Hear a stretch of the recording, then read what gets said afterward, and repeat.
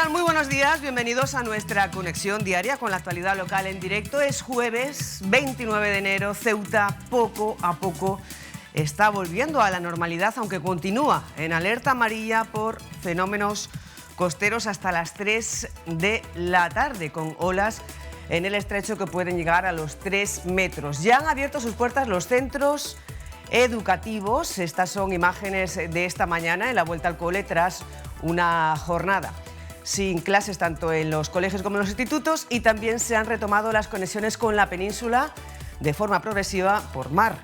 Y ha salido el Balearia de las 7 de la mañana. La próxima salida está prevista a las 11:30 con el Transmediterránea. Por aire las conexiones ya se retomaban en la tarde de este miércoles. No obstante, aún quedan algunos puntos de la ciudad en los que todavía se reflejan los daños de las borrascas Joseph y Christine. En unos instantes conectaremos con el director general de Gobernación, Antonio Conejo, para conocer la situación actual y el balance del paso de estas borrascas, también con la estación marítima para conocer la progresiva vuelta a la normalidad y el ambiente que se vive en el puerto.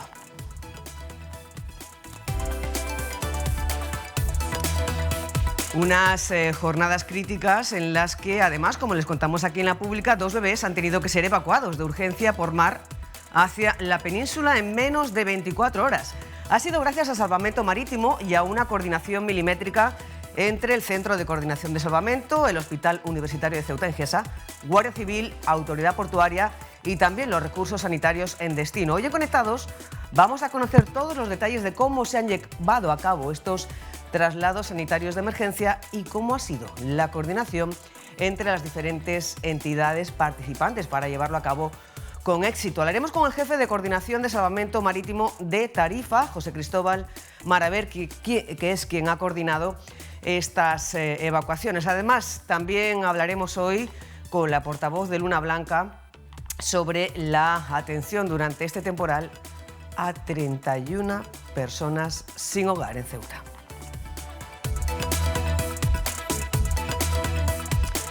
Hablando de sanidad, Ingesa prevé activar la unidad de hospitalización psiquiátrica el próximo 1 de febrero. Hoy en Conectados hablaremos sobre esta apertura y también sobre el convenio que está previsto activar dentro de aproximadamente 2 semanas con la Clínica SETEM para reforzar la atención psiquiátrica en la ciudad. Lo haremos con el director de atención médica de atención primaria, Juan Carlos Mata, con quien también haremos balance de este servicio durante el 2025, en el que se ha superado los 600.000 actos asistenciales, mantiene un tiempo de espera medio de entre 0 y 1 día.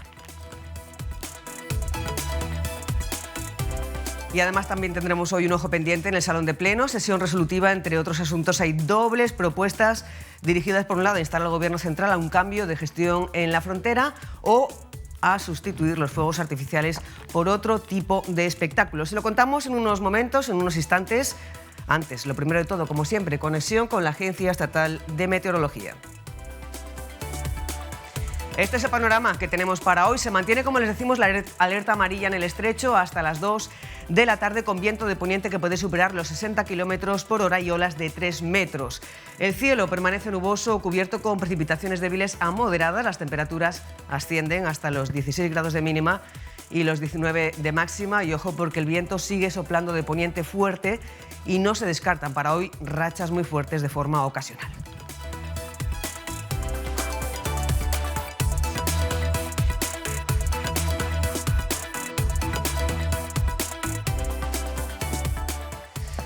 Diez de la mañana y 4 minutos de este jueves 29 de enero, día en el que Ceuta va recuperando poco a poco, va recuperando de forma progresiva la normalidad. En este punto queremos conocer, por un lado, cuál es la fotografía actual en cuanto a las condiciones meteorológicas. Lo haremos y lo vamos a hacer ya mismo con el director general de Gobernación, además de conocer también las incidencias que ha dejado la borrasca Christine y, por otro lado, cuál es la situación en la estación marítima una vez que ya se han anunciado la vuelta de forma progresiva de las conexiones marítimas. Raúl Llamas y Alicia Urbano, muy buenos días. Raúl, ¿cómo está ahora mismo la situación? ¿Cuál es las previsiones de la Dirección General de Gobernación y cuáles han sido las incidencias que ha dejado la borrasca Christine en Ceuta?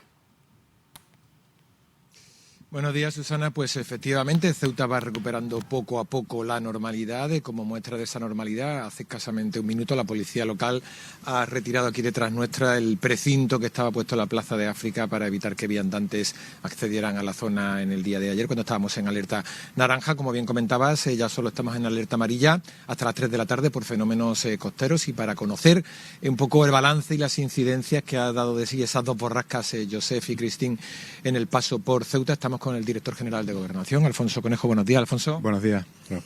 Bueno, como decimos, han pasado dos borrascas, Ceuta se recupera poco a poco. ¿Qué balance podemos hacer, Alfonso? ¿Cómo han funcionado los servicios? ¿Qué ha dado de sí esta borrasca? La borrasca ha sido muy importante. De hecho, todavía sigue habiendo situaciones que indican que aún hay que extremar la prudencia. Aunque se esté recuperando la normalidad en las clases y se desprecinten los accesos a la zona de jardines y arboladas, a la ciudadanía hay que mandarle todavía el mensaje de que, si puede ser, evite pues situaciones que pueden ser de riesgo, ¿no? Acercarse a lugares, a sitios donde se puede haber desprendimientos, sobre todo en la zona forestal. Ayer estuvimos con el Parque Móvil, que está haciendo un trabajo genial también, y no tan visible para la ciudadanía, en las zonas forestales, tanto del Hacho, vosotros hicisteis eco de esas imágenes, tanto en el Hacho como en García Aldave, y el temporal ha sido de una virulencia muy, muy fuerte, ¿eh? Me comentaban que algunos empleados públicos con mucha experiencia que hacían mucho tiempo no se veía una cosa así, ¿no? Entonces, por eso hay que seguir extremando la prudencia a la ciudadanía, que hasta ahora ha cumplido perfectamente todo lo que se le ha indicado desde Protección Civil. Si quieres, me comentas por intervenciones y actualización de algunos datos de intervenciones. Por ejemplo, en relación con bomberos, desde las 2 de la tarde de ayer hasta las 24 horas, pues tengo 32 intervenciones, 32 salidas de emergencia, ¿no? Durante la madrugada más, ¿no?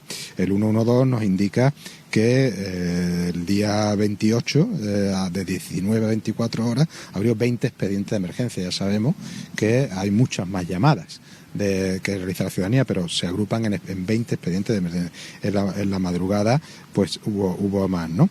Eso da lugar a un acumulado, para actualizar la información que os dimos ayer en este mismo programa, que desde el 27 de enero a 0 horas hasta el día 29 a las 7 horas, son 323 llamadas entrantes el 112 y 511 salientes a distintos organismos, ¿no? Por parte de la policía local, pues también nos indican que han atendido hasta 79 incidencias ayer, algunas importantes. Nos preguntabais ayer cuál era la gravedad, ¿no? Ha habido desalojos de algunas viviendas por peligro de derrumbe, ¿no? Viviendas bajas, claro está, pero algunas pues ha habido necesidad de desalojar, los dos concretamente, ¿no? Trabajo realizado tanto conjuntamente por bomberos y policía local, ¿no? Y algún accidente también que se puede asociar de algún motorista, asociarlo también al temporal, ¿no? Hoy los servicios continúan alerta, Alfonso, ya no solo para los rastros que quedan del temporal, sino para lo que pudiera surgir, ¿no? Tú bien lo has dicho con el tema del forestal. Por ejemplo, aquí solemos salir mucho a pasear al Hacho, no solo los fines de semana, sino por las tardes. Habría que decir que mucho cuidado, porque pueden quedar árboles así o así que se pueden venir abajo en los próximos días. Efectivamente, no solamente, también en la zona urbana puede todavía quedar alguna posibilidad de desprendimiento, ¿no?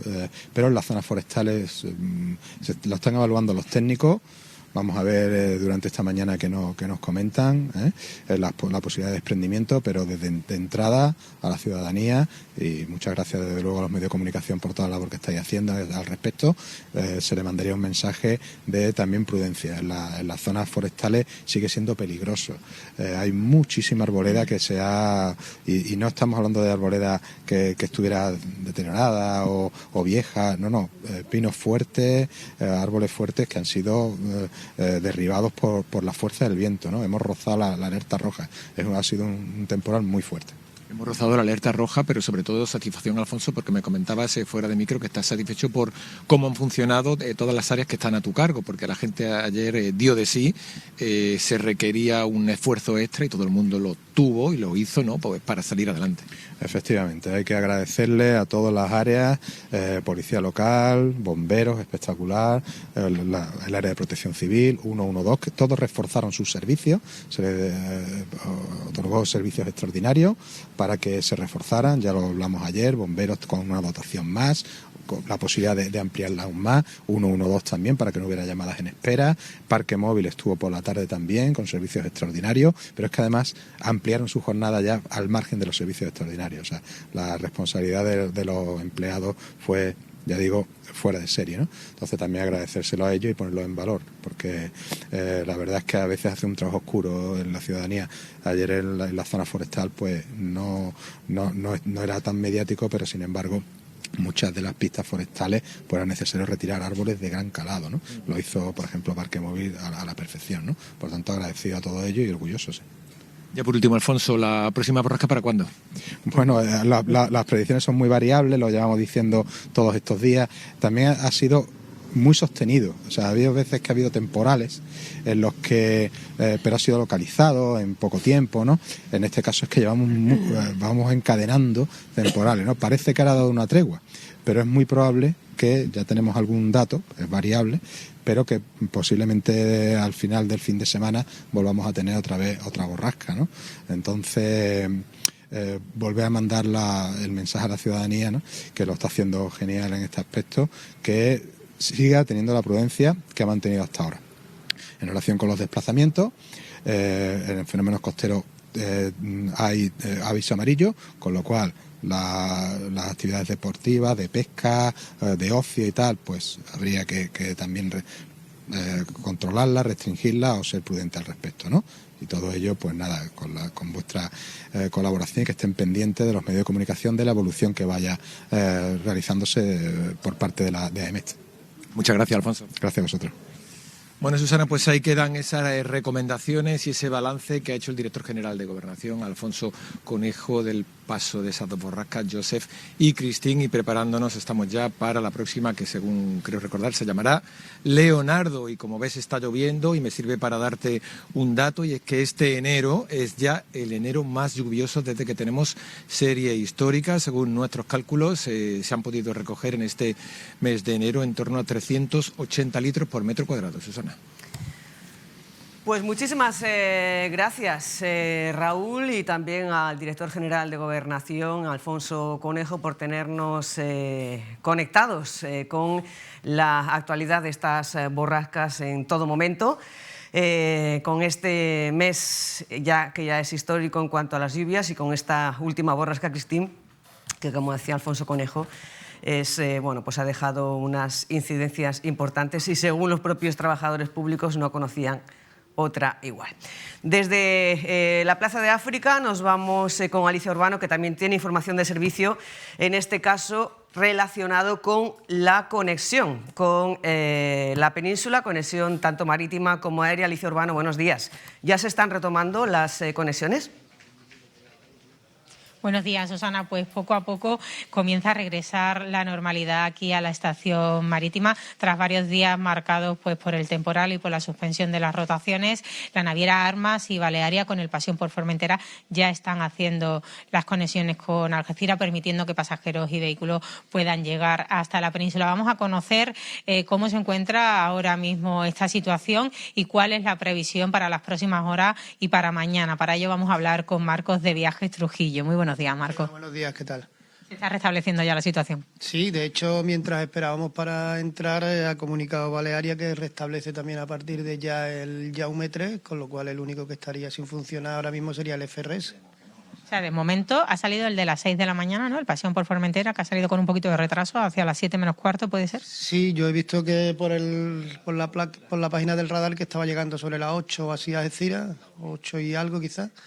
Y de momento ese es el que ha salido. Ahora debería de salir el de las 10:30, que como es el mismo supongo que habrá acumulado algo de retraso. Y bueno, ahora sale a las 10 iba a salir el Jaume para Ceuta, con lo cual sobre las 11:30 también saldrá.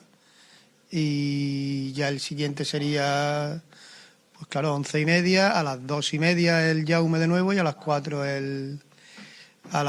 otra vez el Pasión. Y las rotaciones de Armas, ¿no? Y las rotaciones de Armas, que sería las 2 menos cuarto en la primera. ¿Había mucha demanda acumulada de pasajeros de estos 2 días? Bueno, hemos recibido muchas llamadas, sí, es cierto, de mucha gente que llevaba aquí que llevaba aquí en la península, que se habían quedado tirados, como vulgarmente se dice. Aquí la verdad que ahora, al estar nosotros fuera de lo que es la estación marítima nueva, no he visto mucho movimiento, porque evidentemente no lo hay, pero viendo que en cuanto se ha sabido, porque se supo anoche a ultimísima hora que se reanudaba el Grande, corriendo ya no había plazas con coche, ¿no? Entonces eso demuestra que había mucha gente esperando, claro. A vosotros el teléfono supongo que se os cae ya de tanta llamada. Bueno, sí, afortunadamente seguimos siendo una referencia a la hora de, por lo menos a la hora de obtener información y eso, y sí, pues nos demandan esa información que, bueno, si la tenemos la damos, claro. Una información de servicio público. ¿Qué consejos, qué recomendaciones se le está dando, se le puede dar a los viajeros que tienen previsto viajar en las próximas horas? Bueno, consejos, hombre, mucha gente, sobre todo hay personas que le da miedo y tal, siempre pues te preguntan eso, ¿y cómo está? Y se mueve. Yo siempre digo lo mismo, hombre, si puedes intentar coger el barco grande, pues mucho mejor, que se va a mover menos, ¿no? Pero bueno, más allá de eso, también después cada situación y cada persona es un mundo. ¿Crees que durante la jornada a lo mejor FRS pueda retomar también ya la conexión y llegar a una normalidad total? No sabría decirte, pero FRS es que es complicado porque sigue habiendo bastante viento y ese barco que es tan chiquitito suele ser habitual que muchas veces sea el único que nos salga. Pero claro, no te sé decir, no tenemos información todavía de FRS, no ha dicho nada. Pues muchísimas gracias por atendernos y que tengáis una buena jornada con todo esto que se avecina. Muchas gracias a ustedes. Pues Susana, ya hemos conocido la información de primera mano. Balearia ya ha puesto en marcha también el Jaume III, con lo cual Balearia restablece sus conexiones con la península, Armas también, y falta FRS pues a la espera de ver cómo avanza el temporal durante la jornada de hoy. Gracias, Alicia. Nos quedamos también con ese dato. Por un lado se retoman las conexiones y con otros enseguida se agotaron los billetes con vehículo, debido a estas 2 jornadas sin conexión. Muchísimas gracias, Alicia, también por esta información de servicio en este día del inicio de la vuelta progresiva a la normalidad. Decíamos que también volvían los niños y las niñas a los colegios y a los institutos de Ceuta y se va recuperando la actividad en la ciudad. Actividad que también vuelve al Salón de Plenos. Conectamos con el pleno resolutivo correspondiente al mes de enero. En estos momentos interviene la consejera de Economía y Hacienda, Kisi Chandiramani, en pleno que arrancaba con la retirada de las propuestas que Vox llevaba a la sesión. Eran 3. El diputado no adscrito y ex de Vox, Carlos Verdejo, había presentado enmiendas a todas las propuestas de su antiguo grupo para evitar que se desvirtuara el espíritu propositivo de sus iniciativas. Vox ha optado por solicitar su retirada y el Pleno lo ha aceptado. El portavoz de Vox, Juan Sergio Redondo, ha considerado que con esa decisión evitan que se altere el normal desarrollo de la sesión y un abuso del derecho y del uso reglamentario de los recursos.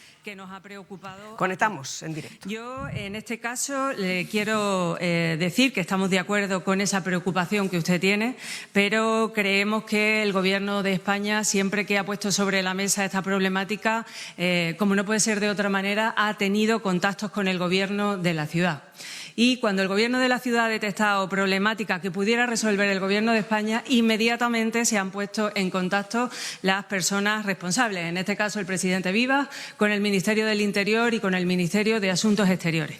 Y tengo que decir, en honor a la verdad, que siempre se han puesto, siempre ha habido o la respuesta del propio ministro o de la Secretaría de Estado correspondiente para atender las demandas que tuviera la ciudad. De ahí, en cuanto a la apertura de la frontera en el año 22, se produjo eliminando la excepción a Schengen, poniendo orden y seguridad en esa frontera. También se ha intentado poner en marcha la aduana comercial, está puesta en marcha, los servicios de aduana están en la frontera actualmente y es verdad que hay que mejorar la gestión de esas esperas que se producen al otro lado, que no se producen en Ceuta, porque en Ceuta, además de todas las medidas que ha contado el portavoz del Grupo Parlamentario Socialista, también la ciudad de Ceuta apoya en todo lo que puede mejorar la gestión de la frontera. Y me quiero referir a la gestión de la zona de embolsamiento que hace la ciudad en su totalidad, y también la seguridad privada, que está en el control fronterizo, que también paga y gestiona esta ciudad. Con lo cual, creo que estamos de acuerdo en que la frontera ha ganado en agilidad en cuanto, que ha ganado en agilidad en cuanto a la seguridad, en cuanto a que se ha promovido eliminar ese caos que teníamos anteriormente, pero que tenemos que seguir trabajando en mejorar la aduana comercial, las esperas que se producen al otro lado y, sobre todo, el régimen de viajeros, para que, como usted decía, y yo coincido, 1 kilo de tomate no se considere contrabando, porque no puede ser, y eso hay que mejorarlo. Pero, señora Més, por estas razones nosotros no podemos votarle a favor de su propuesta, no podemos compartir. Bueno, pues ahí la consejera de Hacienda, Kisi Chandiramani, respondiendo a esa propuesta del Grupo Parlamentario MDIC relativa a instar al Gobierno central a un cambio de gestión en la frontera. Son 2 las propuestas que se llevan hoy en cuanto a la gestión fronteriza. También Ceuta ya por su parte propone volver a la excepcionalidad de Schengen y también que se cumpla el régimen de viajeros. Seguiremos pendientes de esta sesión, de estos puntos y de otros del orden del día. También nuestros compañeros de los servicios informativos están siguiendo la jornada minuto a minuto, y nosotros ahora continuamos hablando de sanidad. Vamos a hacer balance de la situación asistencial de la atención primaria en Ceuta en el año 2025, de la situación actual, y también vamos a conocer las novedades en cuanto a la salud mental. Sobre la atención primaria, el año pasado se han superado el 500.000 de actos asistenciales. Los 600.000 actos asistenciales mantiene un tiempo de espera medio de entre 0 y 1 día, y vamos a entrar en detalle a analizar los datos con el doctor Juan Carlos Mata, que es director médico de atención. Muy buenos días. Hola, buenos días, También Susana. con Inmaculada Guerrero, que es la coordinadora médico de equipos de atención primaria, subdirectora de atención primaria. Buenos días. Buenos días, buenos días. Y también con Susana Durá, que es directora de enfermería, atención primaria en funciones. Buenos días. Buenos días. Bueno, si os parece, vamos a empezar valorando o haciendo un balance. Son más de 600.000 actos asistenciales en global, en todo el conjunto de la atención primaria en Ceuta en el año 2025, para un total de 73.000 personas que tienen, digamos, la tarjeta de la Seguridad Social. Pero si nos ceñimos a la medicina de familia, Juan Carlos, son 276.000, sube un 3%, Sí, sube un 42% las atenciones programadas, la presión asistencial baja un 5%, son 38 consultas por día. Y profesional, ¿qué lectura hace de estos datos, teniendo en cuenta, insistimos, que hay 73.000 personas bajo el paraguas de la Seguridad Social en Ceuta? Hombre, yo la valoración que hago es que la atención primaria en Ceuta sigue viva, como el año pasado refería. Hay un colectivo de profesionales multidisciplinares que forman parte de esta atención primaria y que, bueno, que están haciendo una labor encomiable, que tenemos que ver lo positivo, que la presión asistencial, como tú dices, la seguimos manteniendo entre 37 38 en médicos de familia, en pediatría está sobre 20 y en cuestión de enfermería sobre 22 pacientes día, lo que realiza la enfermera. Como tú bien referías, se han producido 276.304 actos asistenciales en medicina de familia. El montante total de actos asistenciales en atención primaria asciende a 627.287, que si sumamos a esos 627.000 las personas que han cogido cita previa y que después no han aparecido por consulta, que, ojo al dato, esto sí quisiera manifestarlo porque considero que es importante, 66.901 asistencias se recogieron en cita previa o a través de la APP del Ingesa en el año 2025, de personas que después no acudieron a su cita, nos vamos a un montante de prácticamente 700.000 asistencias que atención primaria podía haber llevado en el año 25. Pongo esto en valor porque quiero transmitir que eso representa como si un centro de salud, llámese recinto por ejemplo, con estos pacientes que no acuden a consulta, porque en el caso de las consultas de medicina de familia los no presentados ascienden a 38.310 no asistencias a consulta. Eso representa como si en 4 meses la agenda de todos los médicos, con 30 huecos disponibles para que el paciente los coja, se han perdido. Entonces quiero poner en valor ese dato. Es que estamos hablando, Juan Carlos, de que en toda la, digamos, de todo el global asistencial de atención primaria son, bueno, pues son más de 60.000 las consultas no presentadas. Y si nos ceñimos solamente a las consultas médicas con el médico de familia, de las 276.000 que se han llevado a cabo, 38.000, más de 38.000 no se han presentado. Correcto. Es un 14% del total. Correcto. Si hacemos una división de esa cifra entre 365 días, aunque el centro de salud no abra los fines de semana, sí, serían más de 100 consultas. Correcto. A las que no se presentan los pacientes al día. Considerando los días hábiles de actividad y considerando los días que los profesionales trabajan, quitando vacaciones, permisos y licencias, eso viene a representar 4 a 5 pacientes de una agenda diaria por cada médico de familia los que no acuden a consulta. Es un dato que pienso que es mejorable. Este problema es a nivel nacional, es decir, los mismos datos del 13-14% que barajamos nosotros en médicos de familia. En pediatría viene a representar también un 13% los no presentados, en enfermería menos, en enfermería nos vamos a un 6%. Eso tiene su particularidad de que enfermería realiza más consultas programadas, con lo cual no hay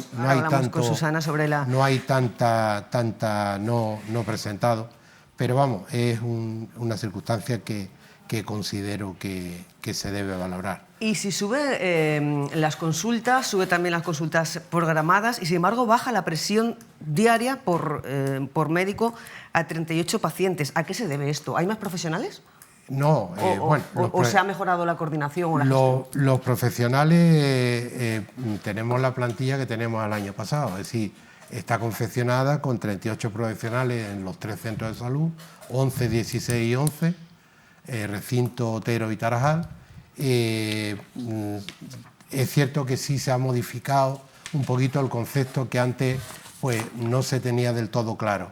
Las consultas programadas no solo son consultas programadas, sino son también consultas concertadas, es decir, las que el profesional directamente contacta con el paciente porque le ha pedido una analítica que la quiere ver a la semana, porque le ha pedido una radiografía, porque la ha derivado a enfermería para que le tome unas constantes y que se la lleve a los 3 días.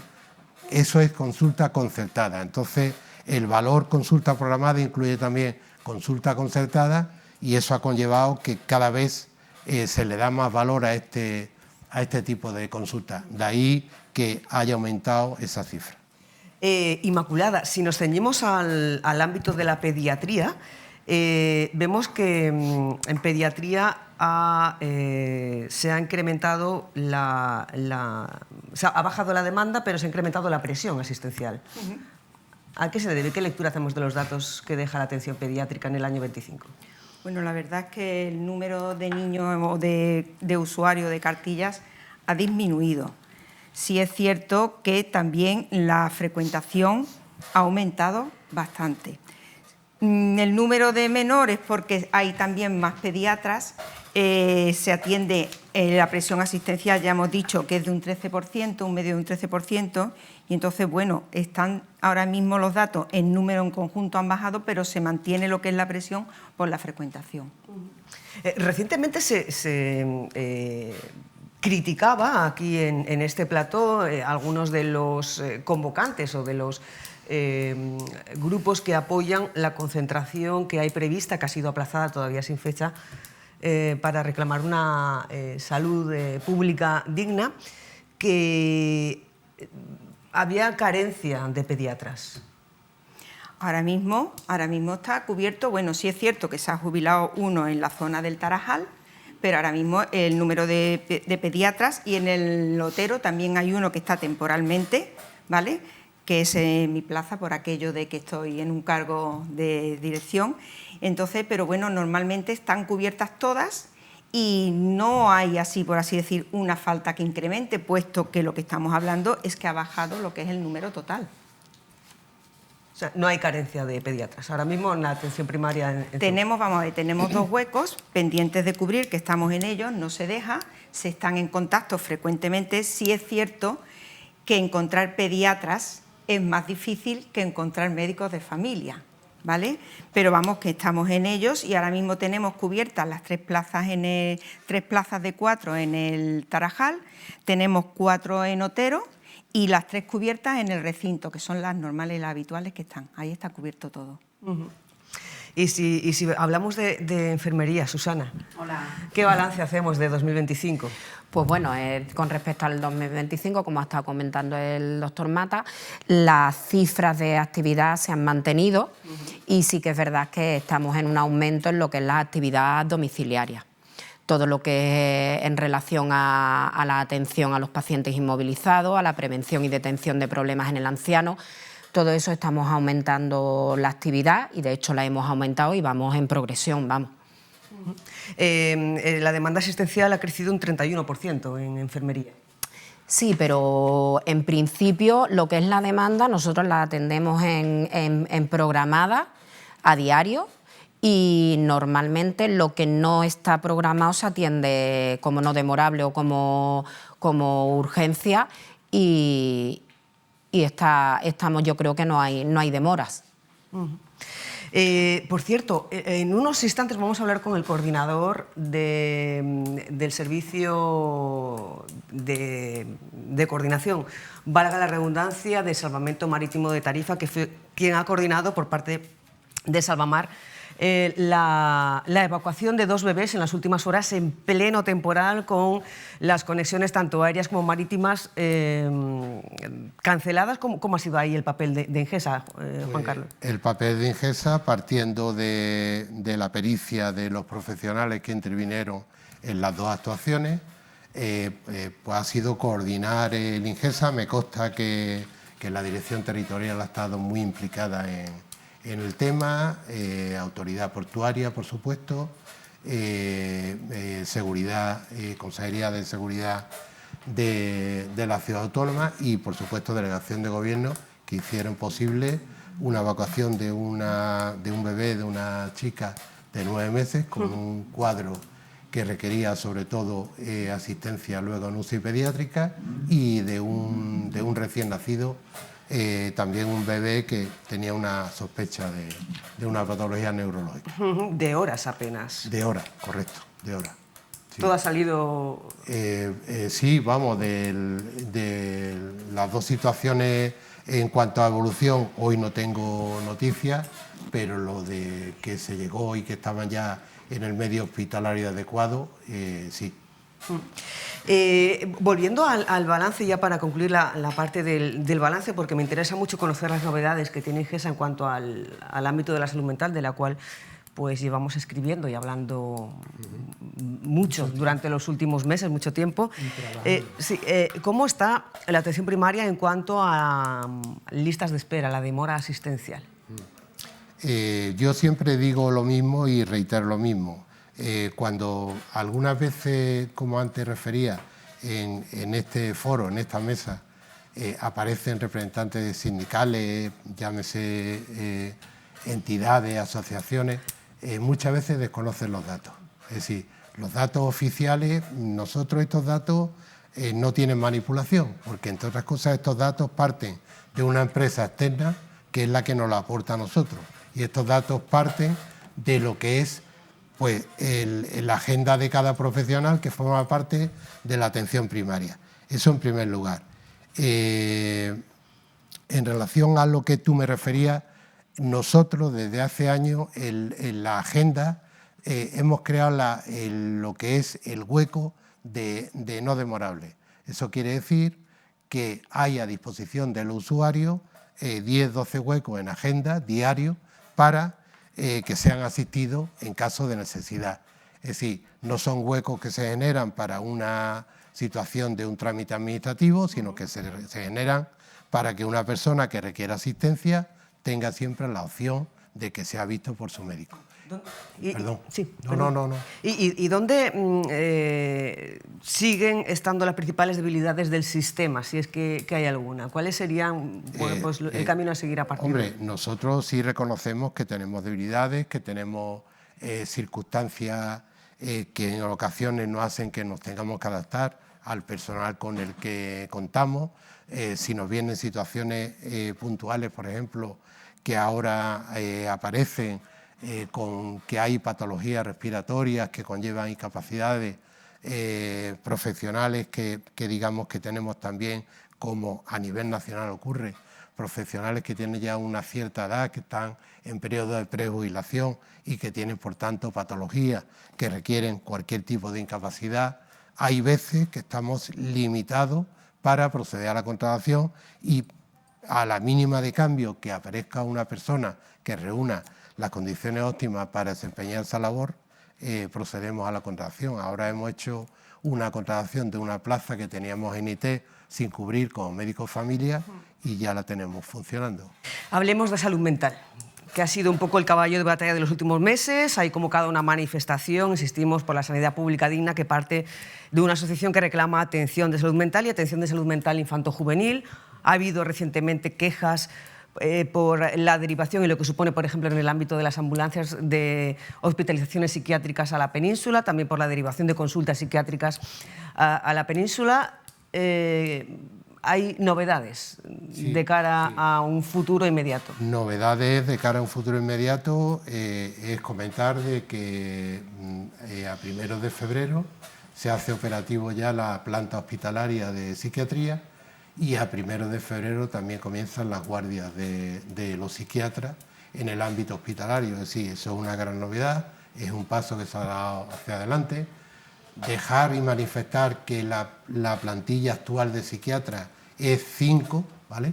En psiquiatría, en Ingesa Ceuta tenemos 5 profesionales, uno de ellos en situación de incapacidad temporal, por tanto 4 están operativos a las 10:25 o a las 10:35, y psicólogos hay 4. El Ingesa hizo un esfuerzo considerable a raíz de la situación que llegó, que fue sobrevenida, de hacer una ampliación de la plantilla de psicología y pasamos de tener 2 psicólogos en salud mental a tener 4. Con lo cual hay 2 psicólogos que se dedican ahora a infanto juvenil y 2 psicólogos que se dedican a adultos. Eso, y puesto en valor también por los psiquiatras de la unidad, le da fuerza en el sentido de que la entrada de un paciente que requiere valoración por la unidad, pues muchas veces no tiene por qué llegar al especialista, al psiquiatra, porque a lo mejor es un abordaje psicológico lo que requiere y por tanto eso lo queremos poner en valor. Seguimos avanzando y seguimos trabajando con los psiquiatras para poner al día todo lo que es el funcionamiento de la unidad de salud mental. La obra de salud mental, lo que pasa que la administración, como sabemos, es lenta, pero siempre tiene un paso firme hacia adelante. La obra ya se licitó, ya salió la empresa adjudicataria y esta empresa en breve va a comenzar la obra y tiene un periodo de ejecución de 6 a 9 meses. ¿Desde el inicio de la obra? Desde el inicio, desde el inicio de la obra. ¿Y la obra cuándo se empieza? Pues, pensamos que en cuestión de 2 semanas va a ser operativa. Correcto. Y bueno, entonces avanzamos por ahí, avanzamos porque la ampliación de consultas de psicología conllevó aperturar la unidad en horario de tarde. Tenemos 2 psicólogos que trabajan por las tardes, uno de adultos y otro de infantil. Pensamos que también con esto mejoramos la capacidad de que las personas, los padres de los chiquillos puedan acompañar a los pacientes a la consulta y no tengan que abandonar el trabajo. Entonces, bueno, estamos avanzando. En cuanto a la unidad de hospitalización, ¿en qué condiciones, cuántas plazas tendría, cuántos psiquiatras? En concreto, el tema de hospitalización no lo llevo yo porque yo llevo la dirección médica. Sí, pero vamos, creo que son 8 camas, si no me equivoco, las que hay operativas en el pabellón en el área de psiquiatría, 8 camas individuales y bueno, la actuación comienza, ya te digo, a primero de febrero. El día 1 de febrero, Sí. desde el 1 de febrero. Y esta unidad de hospitalización psiquiátrica con 8 plazas, 8 camas, 4 psiquiatras ahora mismo en operativos, 4 psicólogos, ¿es suficiente? Bueno, yo nunca me voy a dar por vencido de que es suficiente o no es suficiente. Yo vendo la realidad.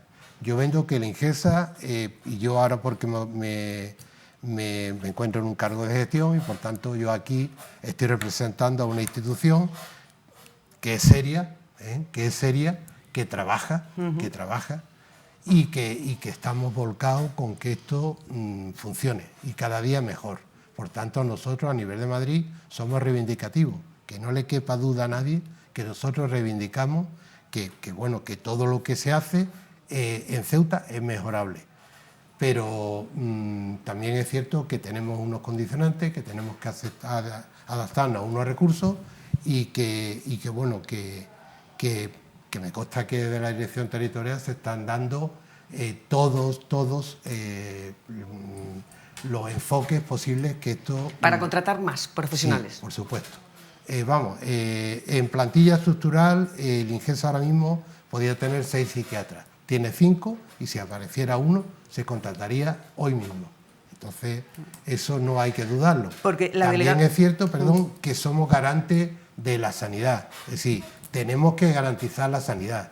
La situación que sobrevino de encontrarnos con 0 psiquiatras en un momento puntual conllevó que en un corto espacio de tiempo se tuviera que hacer frente a una contratación, un convenio, y se estableció con Hospital en Estepona. Estuvimos un par de meses, falló por circunstancias personales de la psiquiatra. Que ha quedado de baja.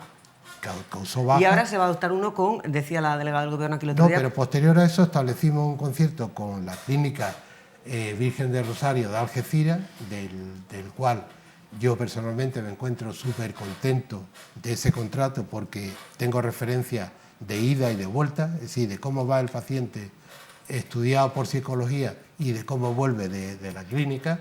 Y ahora salió un convenio porque de la Dirección Territorial se trabajó en la medida de que había que tener garantizada la asistencia en el ámbito de la salud mental y se estableció un convenio, un concierto que se la ha llevado, lo ha ganado la clínica Sexten y que esperemos que en 15-20 días esté operativo. ¿Cuáles son los puntos que se incluyen en ese convenio? ¿Es por un importe de 300.000 euros? Correcto. Es un importe de 300.000 euros, es cubrir las necesidades que Ingesa Ceuta tenga en relación a la atención de salud mental, tanto psiquiatría de adultos como psiquiatría infanto-juvenil, y en eso estamos trabajando. ¿Qué condiciones se ponen? ¿Condiciones que se ponen?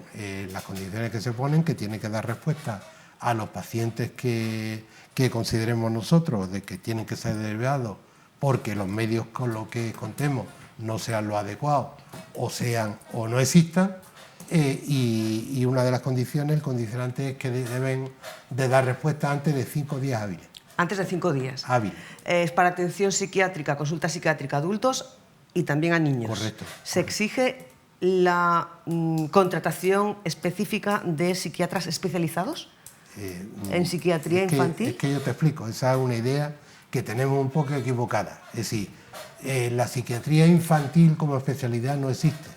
No, es que no existe.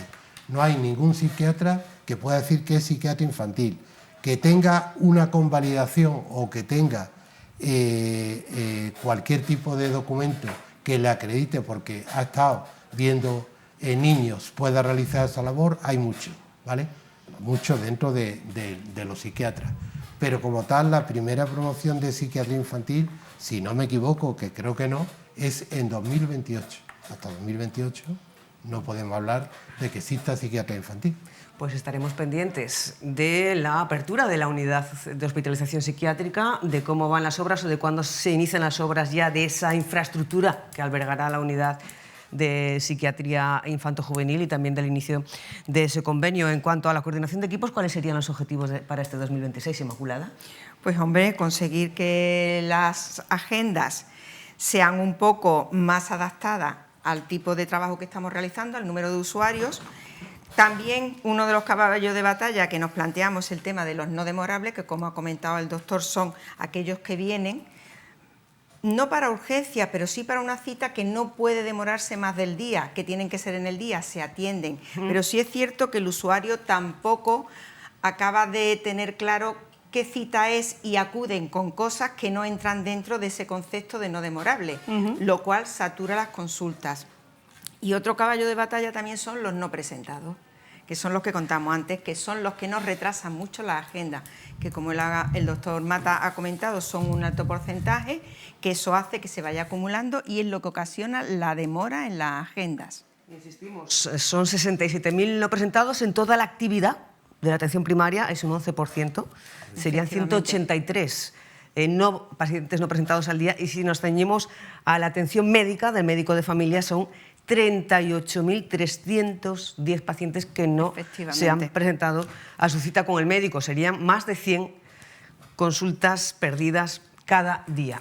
Y en enfermería, ¿cuáles son los retos, los objetivos que se marca, en este caso, la directora de atención primaria? En funciones. Yo soy coordinadora del Centro de Salud de Otero, pero ahora mismo me encuentro haciendo función de directora de enfermería porque nuestra directora no se encuentra. Y bueno, nosotros aspiramos pues a que la actividad, aparte de que se mantenga, pues que aumente. Con respecto a todos los servicios, la presión asistencial, pues creo que como dice Inmaculada, intentar que no tengamos, que abordemos todo, que tengamos capacidad para abordarla, si existe alguna demora o no, que en principio intentamos que no tener demoras en ninguno de los aspectos, y bueno, fomentar pues sobre todo los programas de salud. Y realizar los protocolos, que nuestros pacientes y usuarios estén atendidos lo mejor posible. Tenemos muchos protocolos a nivel de pacientes crónicos en diabetes, hipertensión, EPOC, tabaquismo, la enfermera diabetológica, con una en cada centro. Enfermería pediátrica con los programas del niño sano, las revisiones, la vacunación, tanto en calendario como en campaña, y sobre todo incidir mucho en los programas de vacunación, que últimamente estamos muy reacios a que nos vacunemos, y hay que fomentar la vacunación, y tenemos que ser conscientes que las vacunas salvan vidas, tanto en adultos como en niños. Los niños sí están muy controlados a nivel de sus revisiones y sus calendarios, pero el adulto se tiene que dar cuenta de que tenemos un calendario de vacunación, por lo menos en la ciudad autónoma de Ceuta, que es muy completo, y tenemos vacunaciones hasta a lo largo de toda la vida. Y también he previsto llevar a cabo un programa de atención psicológica a mujeres con cáncer, pero nos estamos quedando sin tiempo. Yo, si les parece, cualquier día vamos al centro de salud y conocemos esos programas en los que quiere incidir cuando queráis. La coordinación de enfermería o la dirección de enfermería de cara a este año 2026. Pues Susana Durá, muchísimas gracias por acompañarnos, para contarnos cuál es la fotografía, cuál es el diagnóstico de la sanidad en cuanto a atención primaria en Ceuta. Inmaculada Guerrero, también muchísimas gracias. A vosotros. Y Juan Carlos Mata, director médico de atención primaria, muchísimas gracias por conectar de nuevo con la pública para hacer un balance, una fotografía, un diagnóstico de la atención primaria y contarnos las novedades previstas para atención primaria, atención en la salud mental. Que sabe que siempre nos va a tener, es decir, cuando haga falta cualquier tipo de intervención en relación a cualquier tema, siempre las puertas las vamos a tener abiertas. Pues muchísimas gracias, se agradece, y lo mismo podemos decir. Fíjense que hablábamos antes de la evacuación, esa evacuación que se ha llevado, doble evacuación que se ha llevado a cabo en las últimas horas. Hemos tenido momentos críticos en plena borrasca, con las conexiones con la península suspendidas, tanto vía marítima como vía aérea, y 2 bebés han tenido que ser evacuados de urgencia por mar hacia la península, hacia Algeciras. Ha sido gracias al salvamento marítimo y a una coordinación milimétrica entre el propio Centro de Coordinación de Salvamento Marítimo desde Tarifa, el Hospital Universitario de Ceuta, en Gesa, la delegación del Gobierno, Guardia Civil, Autoridad Portuaria y los recursos sanitarios en destino. Vamos a conocer cómo se han llevado a cabo estos traslados sanitarios y cómo ha sido la coordinación entre las diferentes entidades participantes para llevarlo a cabo con éxito, como así ha sido. José Cristóbal Maraver, jefe del Centro de Coordinación de Salvamento Marítimo de Tarifa. Buenos días. Hola, buenos días. Encantado de estar con vosotros. Encantados estamos nosotros y queríamos conocer, bueno, han sido 2 evacuaciones en menos de 24 horas, en unas condiciones extremas, críticas, con las conexiones con la península cortadas, tanto por vía aérea como por vía marítima. ¿Cómo se han llevado a cabo estos traslados de urgencia? Bueno, antes que nada, yo espero que los 2 bebés se encuentren en buenas condiciones. La verdad que el traslado fue complejo, sobre todo porque desde un principio la situación meteorológica complicaba muchísimo la operativa desde el punto de vista aéreo. De hecho, tanto es así que el helicóptero que normalmente realiza todos estos traslados pues se vio también completamente colapsado desde el punto de vista meteorológico y no pudo realizar esta operativa que normalmente realiza con AGESA, con el Hospital de Ceuta. La borrasca, la verdad es que ha dejado dos días bastante duros en el estrecho. Hacía tiempo que no se veía una situación meteorológica tan compleja, con vientos de hasta 100 kilómetros por hora y olas de 5 metros que dificultaban muchísimo el tránsito también de carácter marítimo. Y de hecho, todo lo que es el tráfico ordinario de ferry se ha visto también colapsado. Quiero decir, hubo que dejar de lado o quedar cerradas las comunicaciones vía marítima también.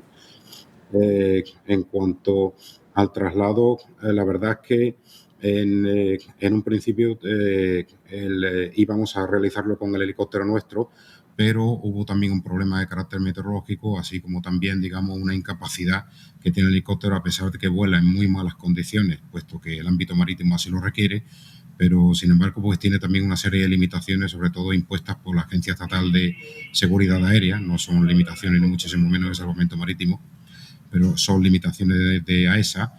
Y en cuanto al traslado desde hospital a hospital, con lo cual nos vimos en la situación de tener que hacerlo por vía marítima. Y la verdad es que el María Zambrano, el remolcador de salvamento marítimo María Zambrano, lo teníamos en ese momento en una operativa en medio del estrecho y lo desviamos para que pudiera llevar a cabo el traslado del paciente hasta la península. Hay que tener en cuenta que en este caso la coordinación a través de Ingesa y por supuesto la delegación del Gobierno y, como no podía ser de otra forma, la intermediación por parte de la Capitanía Marítima, el capitán marítimo al frente de la Capitanía Marítima de Ceuta, han sido fundamentales.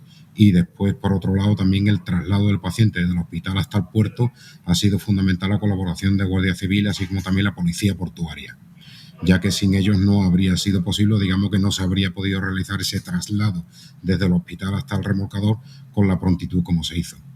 Y bueno, la situación meteorológica la verdad es que fue bastante compleja. De hecho, no se pudo hacer con una salvamar.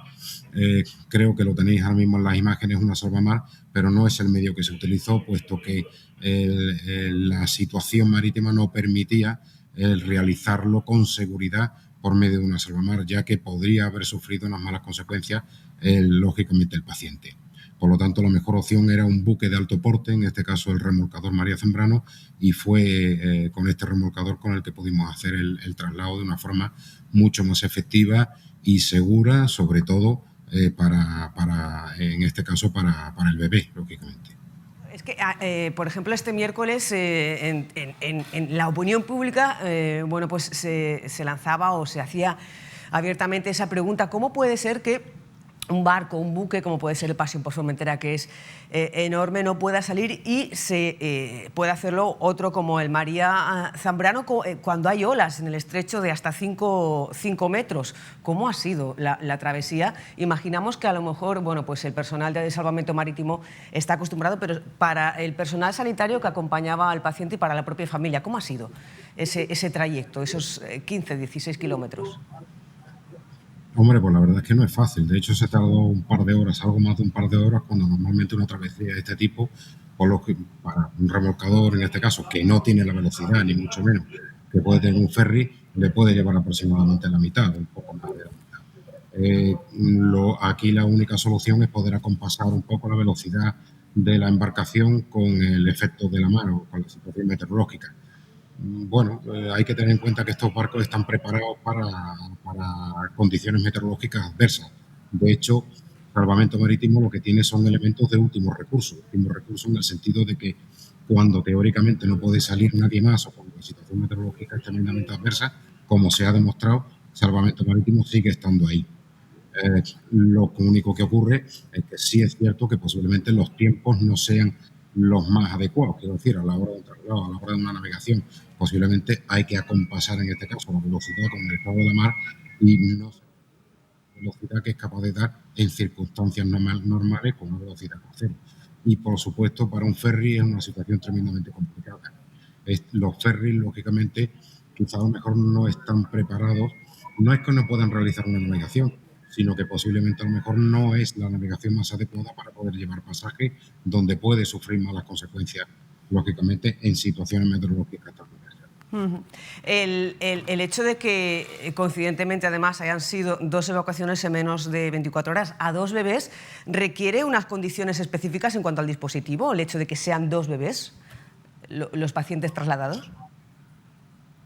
Bueno, lo más importante del dispositivo es el acompañamiento. Quiero decir, aquí lo que sí teníamos claro desde un principio es que el enfermo, en este caso un bebé, tenía que ir acompañado por personal sanitario profesional, personal sanitario. Con lo cual, en este caso, tenía que estar debidamente asistido. Hay que tener en cuenta que el personal marino, todos los marinos, ya no solo los que estamos en los centros de coordinación, sino, por supuesto, los que están en las unidades embarcadas, tienen un curso de formación sanitaria. Pero hay que tener en cuenta que no es un curso de formación o digamos que no es el curso debidamente adecuado para unas características de un traslado en una situación crítica. Por lo tanto, aquí era importantísimo y de hecho así fue que venía acompañado por personal sanitario.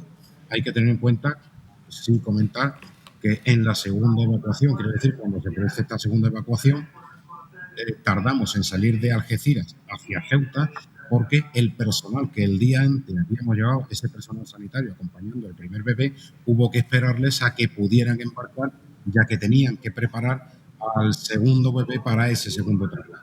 Por lo cual ahí tuvimos un pequeño tiempo de demora a la hora de la salida, pero bueno, en principio sin tampoco mayor importancia porque el bebé llegó a Algeciras ya de vuelta en buenas condiciones, o al menos es lo que nos han transmitido el personal sanitario. Ajá.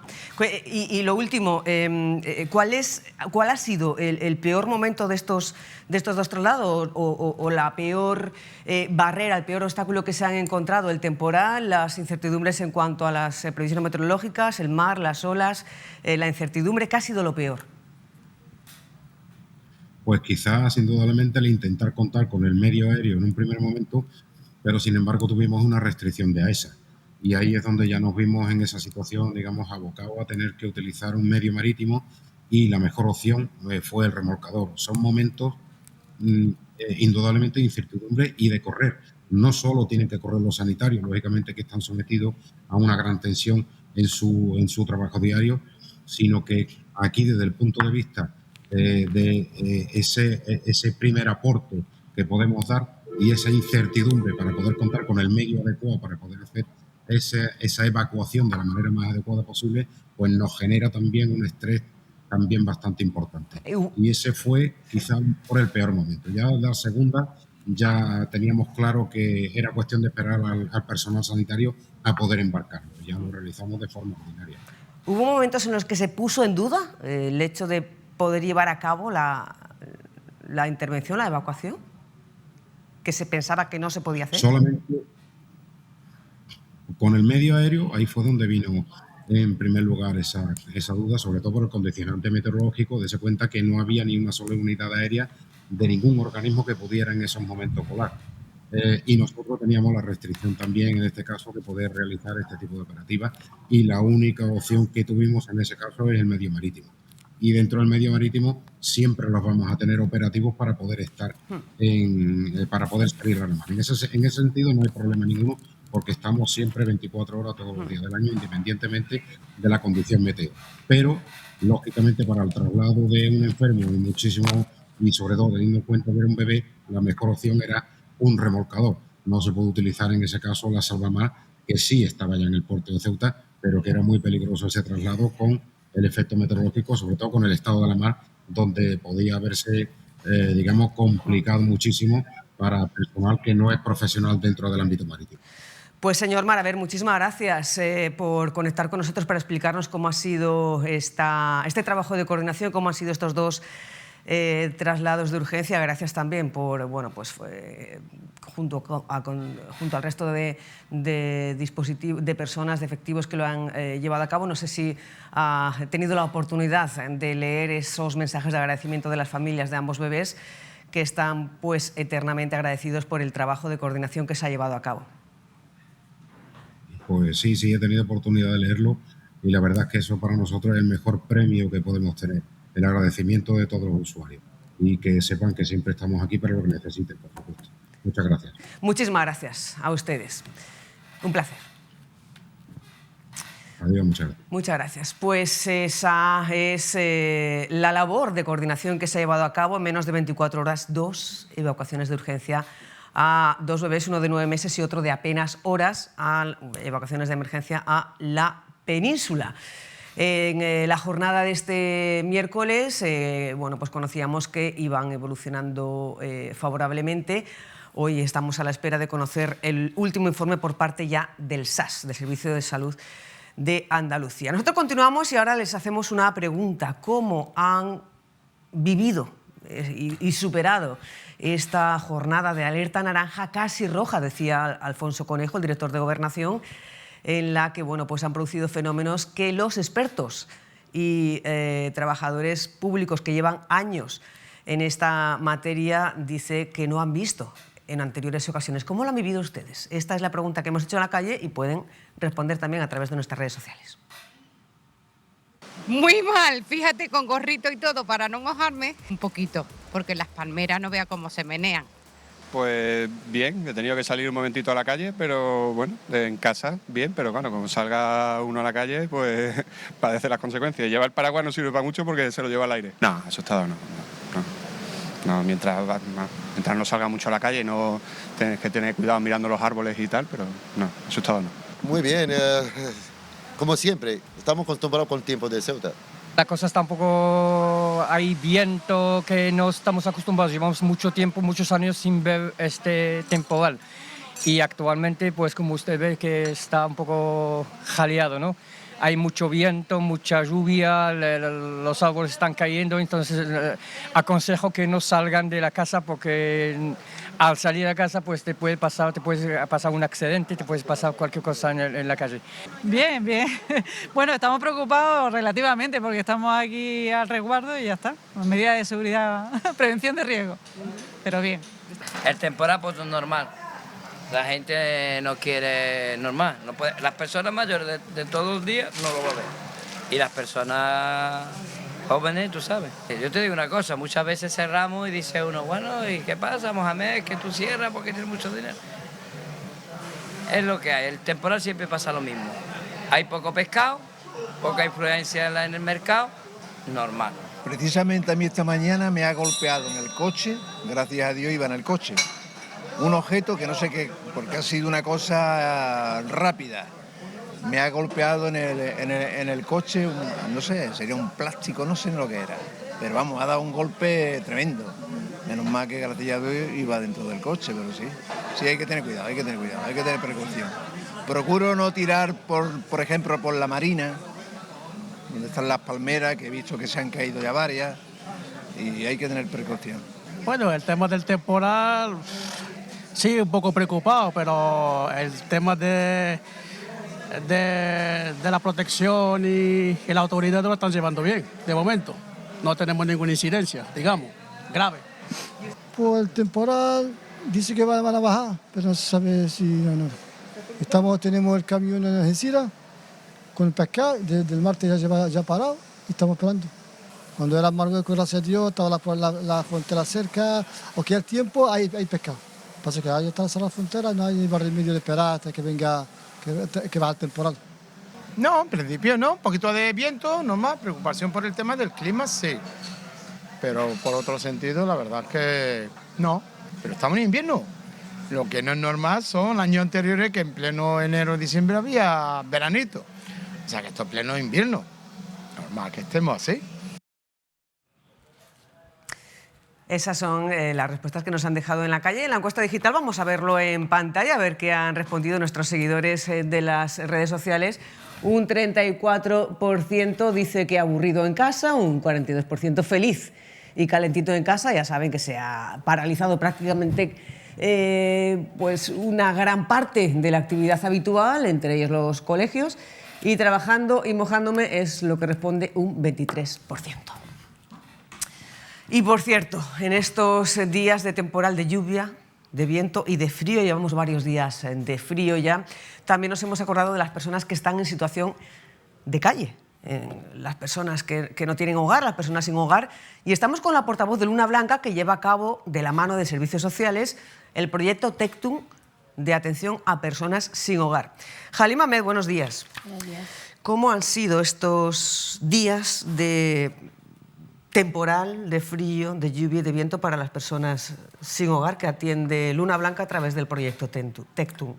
Pues han sido días muy difíciles como para el resto de personas que están o trabajando o saliendo a la calle por algún motivo concreto, diferentes motivos. Han estado, pues eso, la mayoría hemos tenido que acercarles mantas, porque o se les mojaban las que tenían o no eran suficientes por el frío, y aparte también hemos tenido que salir en varias ocasiones para repartir a la hora de la merienda, tarde-noche, pues alguna bebida caliente para que pudieran entrar en calor.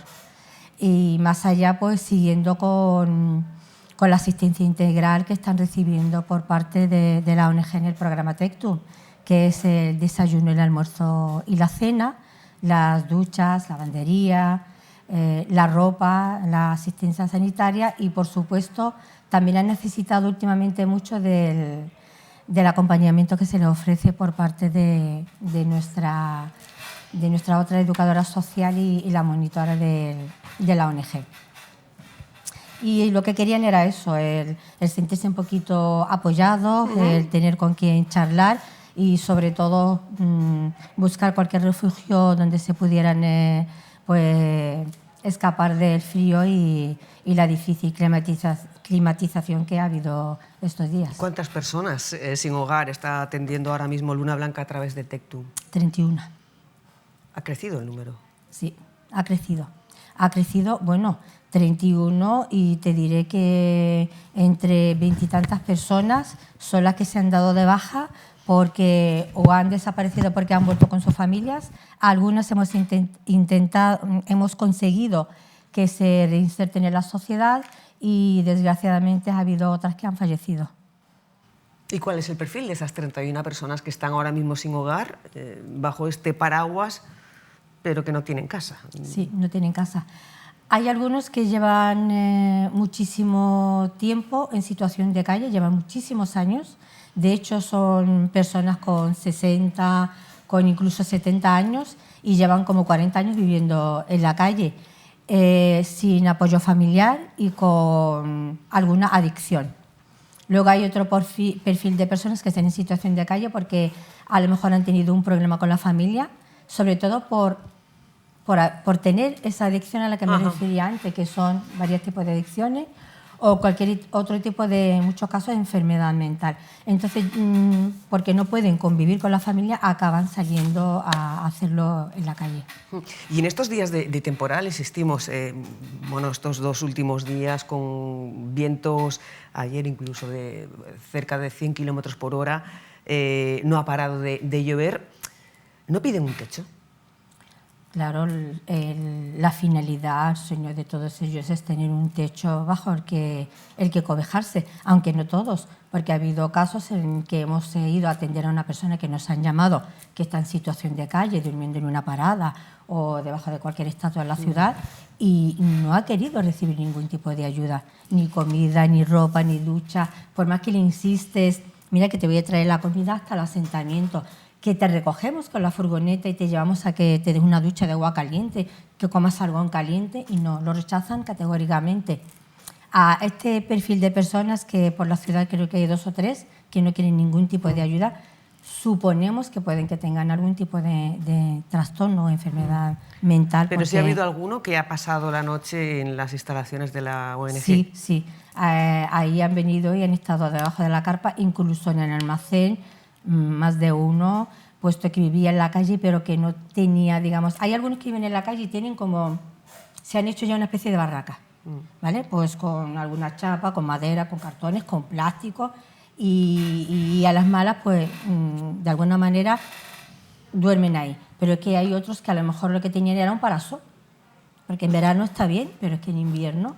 Y entonces pues se han acercado y les hemos ofrecido la carpa ahí para que durmieran, y yo te digo, y más de uno en el almacén. En el almacén hemos podido tener más porque también tenemos acogidos a 4 o 5 menores extutelados que están a la espera de la documentación correspondiente para que puedan irse a la península. Y todo esto en unas fechas que también estamos, bueno, pues ya con el Ramadán a la vuelta de la esquina, ya se está preparando, imagino, Luna Blanca, para esta festividad y para la labor social que hace todo el año, pero se intensifica en el mes sagrado. Muchísimo más, por supuesto. Ahora estamos pues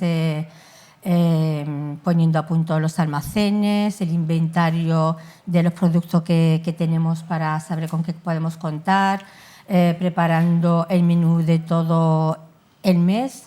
Y nada, ya poniéndonos en contacto con nuestros proveedores y demás para ir cerrando, pues eso, todos los preparativos del mes sagrado. ¿A cuántas personas están atendiendo ahora mismo para cuántos menús diarios? Pues mira, en el programa Entrega Sede, que vienen las familias a recoger la comida preparada ahí en la cocina de la ONG, atendemos a 117 familias con 3 o 4 miembros. La media sería esa, de 3 o 4 miembros, pero que hay familias que tienen hasta 10 niños. Nos quedamos entre 3 o 4 miembros. 117 familias que vienen a la sede. En el programa de entrega a domicilio, ¿qué puedo decirte?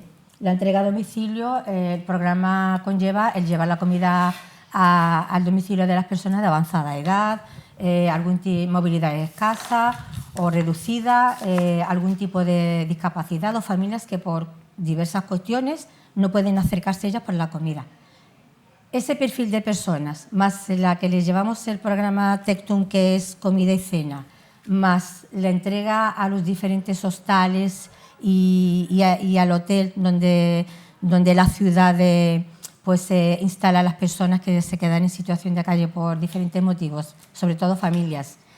Y ya está, a eso... y colaboración con otras entidades como puede ser Noname Kitchen o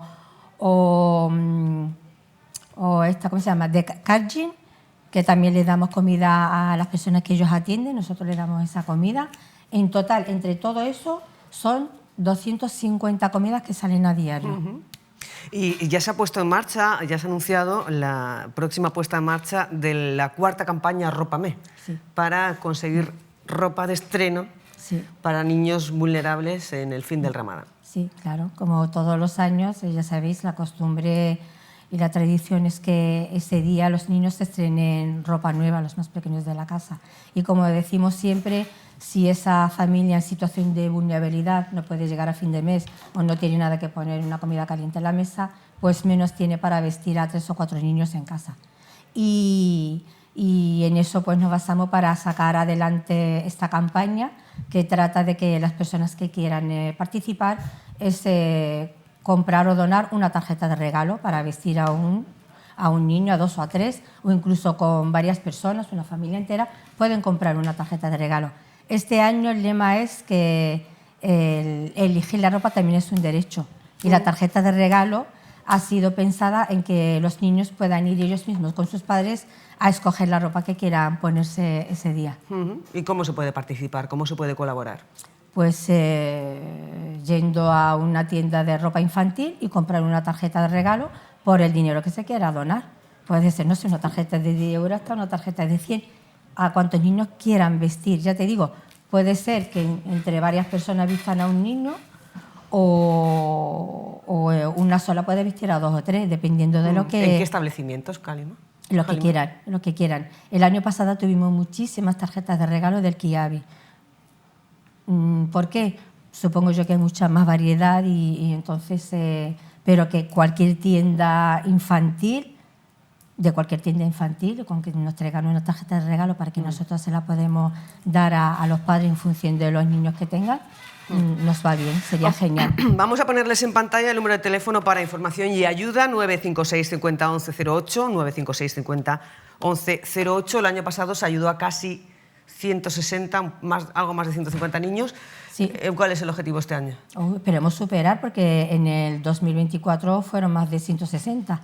Pues esperemos que lleguemos a esa cifra o un poquito más, porque siempre se queda algún niño sin vestir. Pues ya lo saben, 956 50 11 08. En cualquier tienda de ropa infantil pueden ir, dejar una tarjetita, comprar una tarjetita, dejar una donación para que todos los niños de la comunidad musulmana vulnerables puedan estrenar ropa con el fin del Ramadán. Halima Ahmed, muchísimas gracias por compartir con nosotros este ratito. Seguimos en conexión. Muchas gracias a ti, como siempre. Muchas gracias, un placer. Y nosotros continuamos esta conexión que ahora mismo pues, nos lleva con algunos de nuestros compañeros que están en la calle, con Alicia Urbano o con Raúl Llamas, que bueno, pues están buscando información, cuestiones de interés, imágenes interesantes o reacciones, como pueden ser bueno, pues los efectos, las consecuencias, el impacto que ha dejado las dos borrascas a su paso por Ceuta, Joseph y ayer Christine. Veíamos o les contábamos ayer cuál ha sido el impacto en cuanto a establecimientos como las cafeterías, que tenían que retirar las terrazas, también en el mercado central de abastos con la no entrada de pescado fresco. En el supermercado ese efecto, ese impacto no era tan grande. Vamos a ver ahora cómo ha sido el impacto en el sector del taxi. Durante lunes y martes era complicado coger un taxi. Alicia Urbano, buenos días. ¿Cómo les ha ido a los taxistas en estas 3 jornadas que llevamos de lluvia y viento fuerte? Buenos días, Susana, otra vez. Pues para los taxistas está siendo una semana muy irregular por el impacto directo que está teniendo el temporal, porque no solo ha afectado a las conexiones marítimas y aéreas, al sector del taxi, como decimos, también le ha afectado con picos muy altos de demanda lunes y martes y una caída total, un desplome en el día de ayer, miércoles. Hoy parece que se está retomando la actividad con normalidad, pero para eso nos lo va a contar Ibrahim e Isa, que son de la asociación Eurotaxi. Muy buenos días a los dos. Muy buenos días. ¿Cómo está siendo la jornada? Bueno, 2 días que máxima demanda, ¿no? Lunes y martes, como decíamos, ayer cayó. Sí, la verdad es que sí. Lunes y martes hemos trabajado bastante bien, pero también hay que tener en cuenta que ha habido muchísimo tráfico, porque la gente cae en 2 gotas de agua y sale todo el mundo en coche. Y las horas puntas en la hora de los colegios e institutos nos hemos sentido atrapados muchas veces. De hecho, yo el martes le llegué tarde al relevo porque me quedé atrapado en la zona de Zurrón. Ni podía tirar por abajo ni podía tirar por arriba. Pero en general bien. Ayer bajó, como bien dices, en picado. Ayer no había nadie en la calle con la alerta amarilla o directamente la alerta naranja, me parece a mí que era ayer. Entonces ayer se salvaron muy poco. ¿A qué responde ese pico tan alto de demanda lunes y martes? Al colegio, todo el mundo tenía que trabajar, todo el mundo tenía que salir a la calle, mucha gente tiene miedo de coger coche, de coger moto, mucha gente coge moto aquí en Ceuta, y entonces claro, con esa lluvia y muy fuerte, hay mucha gente que no prefiere coger el taxi, y por eso vimos la demanda. O sea que la mayoría de los servicios que hicisteis lunes y martes era por el colegio. ¿Y ayer qué pasó, Ibrahim? Ayer pues vivimos una jornada bastante intensa con el viento, los árboles que se estaban cayendo, y la verdad que era bastante complicado ejercer el trabajo de taxista porque es una inseguridad muy grande. No están los bomberos del coche y ya hemos visto cómo está la ciudad, pero gracias a Dios no ocurrió nada. Ha sido que no ha habido mucho trabajo, pero dentro de lo malo veamos lo bueno, que ningún taxista ha salido afectado por algún desprendimiento de cualquier objeto en general. Supongo que donde más se notó esa paralización del servicio pues sería en los puntos de la estación marítima y del helipuerto, ¿no? Sí, la frontera son puntos claves que para esta ciudad, la verdad, es un desahogo para los taxis, porque llega un barco, se van para allá 10 compañeros, aquí nosotros podemos estar trabajando bien, o sea, cubriendo los servicios, pero cuando se cierra la estación marítima, pues es un bloqueo bastante grande. ¿Cómo afectan estos cambios tan bruscos, ¿no?, al sector, a vosotros, en una semana tan irregular? En general, si no se cierra lo que es el puerto, bastante bien, es la realidad, bastante bien. Se nota bastante en la recaudación. Si se cierra el barco, como ayer miércoles, ya se lo ha comentado el compañero. Supone que no hay compañeros en la estación marítima, no hay trabajo en la frontera porque no entra gente para ir a coger el barco, tampoco hay colegio por la alerta, entonces comiendo parada. ¿Y cómo ha arrancado ya esta jornada de jueves? Con normalidad, supongo, ¿no? Sí, con normalidad, la de hoy sí. Una jornada normal de invierno, con altibajos. A primera hora mucho trabajo, funcionarios que van a trabajar, gente que va al colegio, que lleva a los niños, institutos, y luego el parón del desayuno, y ahora lo que es la plaza y la gente que tiene que ir a casa después de las compras, hacer la comida y nada más. Muchas solicitudes al servicio de la estación marítima ahora que se ha retomado la conexión y que había mucha gente estaba esperando para salir a la península y ya hoy por fin lo pueden hacer. Pensábamos que sí, pero el primer barco que ha venido, que era el Pasión por Formentera, no ha traído tanta gente como esperaba. Ha traído bastante gente, pero no tanta gente como esperaba, pero vamos. Ha venido, que es lo importante, y hemos generado movimiento y hemos podido trabajar un poquito mejor. Gracias a Dios. Nada, esperamos que siga ese movimiento y que la semana ya transcurra con normalidad y vaya muy bien para todos. Gracias, muy amable. Gracias a todos. Pues Susana, así ha afectado el temporal al sector del taxi. Lunes y martes una demanda bestial, según los taxistas, pues dado a que la lluvia, pues para llevar a los niños a los colegios, la gente prefiere coger un taxi a arriesgarse y coger el coche. Ayer desplome total y hoy ya se arranca con normalidad. Indicador, Alicia, que también indica o puede indicar que la ciudadanía, los ceutíes, han hecho caso a las recomendaciones y a la prudencia que demandaban las autoridades competentes. Exacto, la ciudadanía ayer, en su totalidad no podemos decir, ¿no?, porque las personas que teníamos o que tenían que trabajar que salieron. Eso. Sí que salimos y salieron a la calle, pero la mayoría de los ciudadanos intentaron extremar esas precauciones y evitar desplazamientos. Ahí hemos estado y ahí has estado, al pie del cañón, para dar esa labor, para hacer esa labor de servicio público. Muchísimas gracias, Alicia. Y nosotros volvemos ya a clave de tertulia. Antonio Gil, muy buenas. Jesús Palenzuela, muy buenas. Enrique Ávila, buenos días. ¿Cómo habéis visto vosotros la gestión, coordinación de estos días de borrascas, en plural, de este temporal, y también la respuesta de la ciudadanía, Enrique? Bueno, pues aquí hay que agarrarse al refrán de más vale prevenir que curar. Entonces yo veo muy prudentes todos los avisos que nos han dado las autoridades.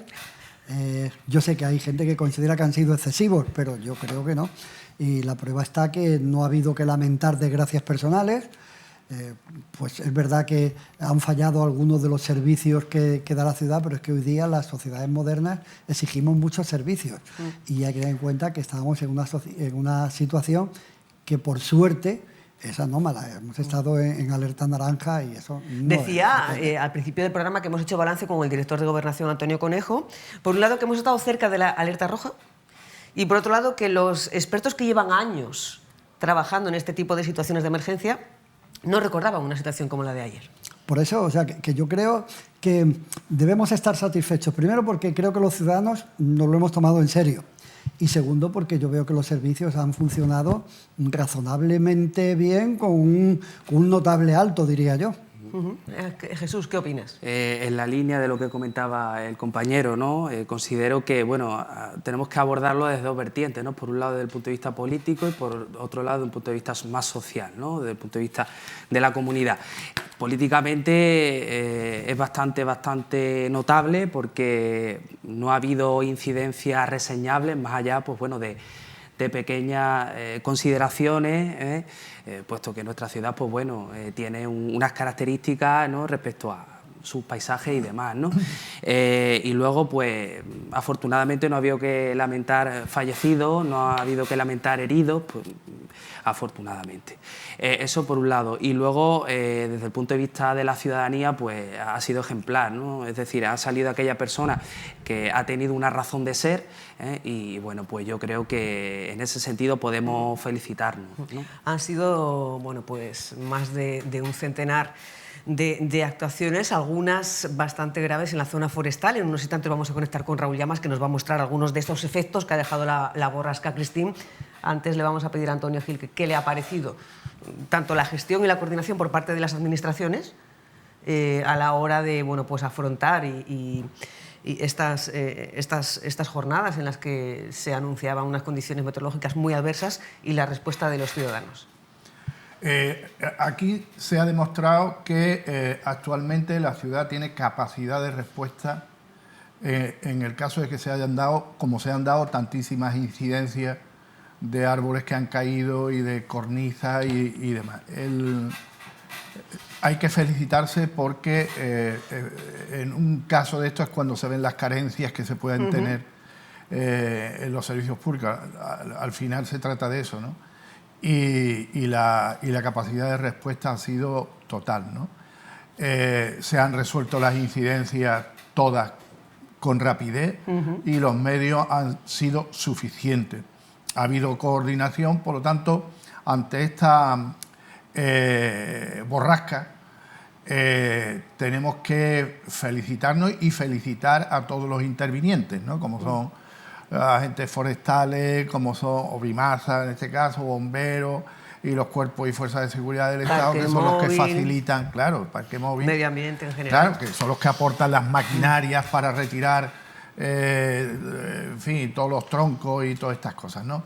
Tenemos que estar satisfechos de la respuesta que hemos dado. Y también la coordinación con la Administración General del Estado en el sentido, por ejemplo, de la suspensión de las clases por parte de la Dirección Provincial y también para llevar a cabo esa evacuación, doble evacuación de urgencias de 2 bebés a la península en un momento en el que se requería ese traslado de urgencia y estaban cerradas las conexiones tanto aéreas como marítimas y no se permitía el traslado a través de un vuelo de emergencias. Vamos con Raúl Llamas, está bueno, pues, preparado para mostrarnos una de las zonas más afectadas por las incidencias del paso de Christine. Ya lo decía Alfonso Conejo al principio del programa, la zona del Hacho y la zona de García Aldave, pues bueno, han sido varias las incidencias y graves las incidencias del paso de esta borrasca. Raúl Llamas, muy buenas de nuevo. Buenos días, Susana. Pues nos hemos venido a García Aldave, como nos comentaba anteriormente Alfonso Conejo, en la zona forestal es donde se está trabajando actualmente a destajo, entre ellos el parque móvil. Como podrás ver a mi espalda, hay un vehículo que está cogiendo partes de árboles que se han caído y lo está amontonando allí detrás porque es que la zona forestal ha sido la más afectada. Estamos con el jefe de Protección Civil, Rogelio Sola. Hola, buenas. Buenos días, jefe de Parque Móvil. Ay, perdón, de Parque Móvil, que llevo una mañana. No, pero buenos días a todos. Que bueno, cuéntame, ¿cómo va el trabajo? Bueno, seguimos actuando en la zona esta forestal, que es la zona más dañada, que ayer lo que hicimos es habilitar las vías y ahora lo que estamos haciendo es evitando el peligro de algunos árboles que van a caer con la ayuda de las brigadas forestales. Ellos los cortan, nosotros vamos moviéndole con la maquinaria y con los vehículos nuestros, vamos moviendo todo lo que pueda afectar al tránsito, como dijimos ayer. Lo que sí me gusta recalcar es que ayer, gracias a que no hubo mucho movimiento de vehículos por los cortes que hubo de colegios, etcétera, todo el mundo pudimos trabajar mejor. Pero bueno, esto tiene mucho trabajo por delante de la vía porque hay mucho peligro de derrumbe. Esta mañana nos han llamado también policía local y bomberos de un desprendimiento por detrás de la residencia Galera. Y bueno, mientras la máquina está aquí, se está trasladando de un sitio a otro y nosotros igualmente vamos limpiando toda la calzada para que no haya problemas. Pero es verdad, es cierto, como podéis ver, lo que vimos ayer hoy se multiplica por 2 otra vez con desprendimientos de árboles, es algo que está ocurriendo durante todo el día. Sí, porque de hecho Alfonso Conejo nos comentaba esta mañana que hay que tener mucho cuidado con transitar estos días por aquí, por los caminos forestales, por el bosque, pasear, porque aquí se puede caer más árboles. Sí, lo principal es bueno, se van a encontrar algunas pistas que van a estar cortadas, puesto que todavía no hemos podido intervenir en las pistas todavía, pero que es muy peligroso, porque los árboles, la tierra está muy empapada y se están cayendo y puede producir un accidente. Lo estamos intentando atacar para minimizar los riesgos, pero bueno, en ello estamos todavía y vamos a persistir mientras no lo requiera el servicio. ¿Cuántos días crees que será necesario para tener todos los árboles, todas las ramas, todos los troncos que se han caído recogidos? Pues yo pienso que en una semana por lo menos las vías las tenemos, pero pienso que esto vamos a tardar meses en volver esto a la normalidad, porque ha sido mucho las incidencias que hay, mucha agua, mucho viento, y las previsiones dan que para la semana que viene volvemos a tener agua y viento otra vez, pero bueno, estaremos atentos. Rogelio, ¿en Parque Móvil habíais visto algo similar en los últimos años? Bueno, hemos actuado en momentos puntuales, pero no un día con tanto espacio de tiempo horario donde la climatología haya sido tan mala. Es que se han juntado demasiada lluvia, demasiado viento, muchas condiciones a la vez. Pero bueno, yo ayer lo comenté, aquí estamos aislados. Estamos preparados en esta ciudad para atacar todo lo que venga, todos los servicios, porque nos apoyamos unos a otros, que es lo importante que tenemos que hacer siempre. Pues Rogelio, muchas gracias y enhorabuena por la labor que hacéis desde Parque Móvil. Gracias a vosotros. Gracias, Rogelio. Adiós. Bueno, Susana, pues era el jefe del Parque Móvil aquí en García Aldave, como ves, actuando a destajo para recoger esos troncos, esos árboles que se han caído. Van a continuar durante todo el día de hoy y en los días próximos también, Susana. Y recordamos lo que decía anteriormente el director general de Gobernación, Alfonso Conejo: cuidado con transitar por los caminos forestales, por las pistas, por el monte. Vamos a dejar estos días esos paseitos por el Monte Hacho porque corre peligro nuestra integridad física. Susana. Pues esas imágenes que nos estáis dando ahora mismo, Raúl, muestran lo complicado y la intensidad, la magnitud de la borrasca, Cristín, que nos azotó ayer aquí en Ceuta. Felicidades también al Parque Móvil por esa labor, a todos los dispositivos que han participado y que han pues estado al pie del cañón con motivo de estas condiciones, de estas borrascas. Gracias, Raúl. 11:32, volvemos en un día en el que ya se está volviendo de forma progresiva a la normalidad. Los servicios como Parque Móvil continúan trabajando en los efectos, en las consecuencias que dejaron las borrascas, pero vuelve la actividad a los colegios. Hoy los alumnos tanto de primaria como de secundaria ya volvían a clases. Se está retomando ya de forma progresiva la conexión marítima en el estrecho. Ya se retomaba a última hora de ayer la conexión aérea y también pues hay actividad en el salón de plenos. La frontera vuelve al centro del debate político en Ceuta. MDC pues anunciaba que ha remitido una carta al ministro Álvarez reclamando un acuerdo bilateral con Marruecos para mejorar el tránsito fronterizo, mientras Ceuta ya denuncia un silencio cómplice de las administraciones y exige el cumplimiento del régimen de viajeros y la recuperación de la excepcionalidad Schengen para los residentes de Tetuán. Dos visiones distintas del mismo problema, una frontera que sigue generando comentarios y quejas en la opinión pública de Ceuta y que hoy han sido trasladadas al Pleno. Antonio, ¿cómo ves tú esta petición de cambio de gestión en la frontera? ¿O estas peticiones? Es evidente porque parece que se está normalizando el hecho de que un ciudadano que transita hacia Marruecos o viene para acá esté en la frontera 2 horas, 3 horas, 10 horas. Eso es un maltrato a los ciudadanos españoles, ¿no? Y eso no se debe consentir por parte de la administración española, y yo no sé por qué se tarda tanto en haber resuelto ya este problema. Es un problema de maltrato a los ciudadanos españoles y marroquíes por parte de Marruecos, ¿no? Claro que se reclame un acuerdo que beneficie a los dos países y que favorezca el tránsito de los ciudadanos pues con la normalidad que se requiere, ¿no? Por parte de países que están civilizados y que son además participantes de la Unión Europea, Marruecos como socio preferente, ¿no? No se debe permitir por parte de España el trato que se le está dando a los ciudadanos de Ceuta y a los propios marroquíes.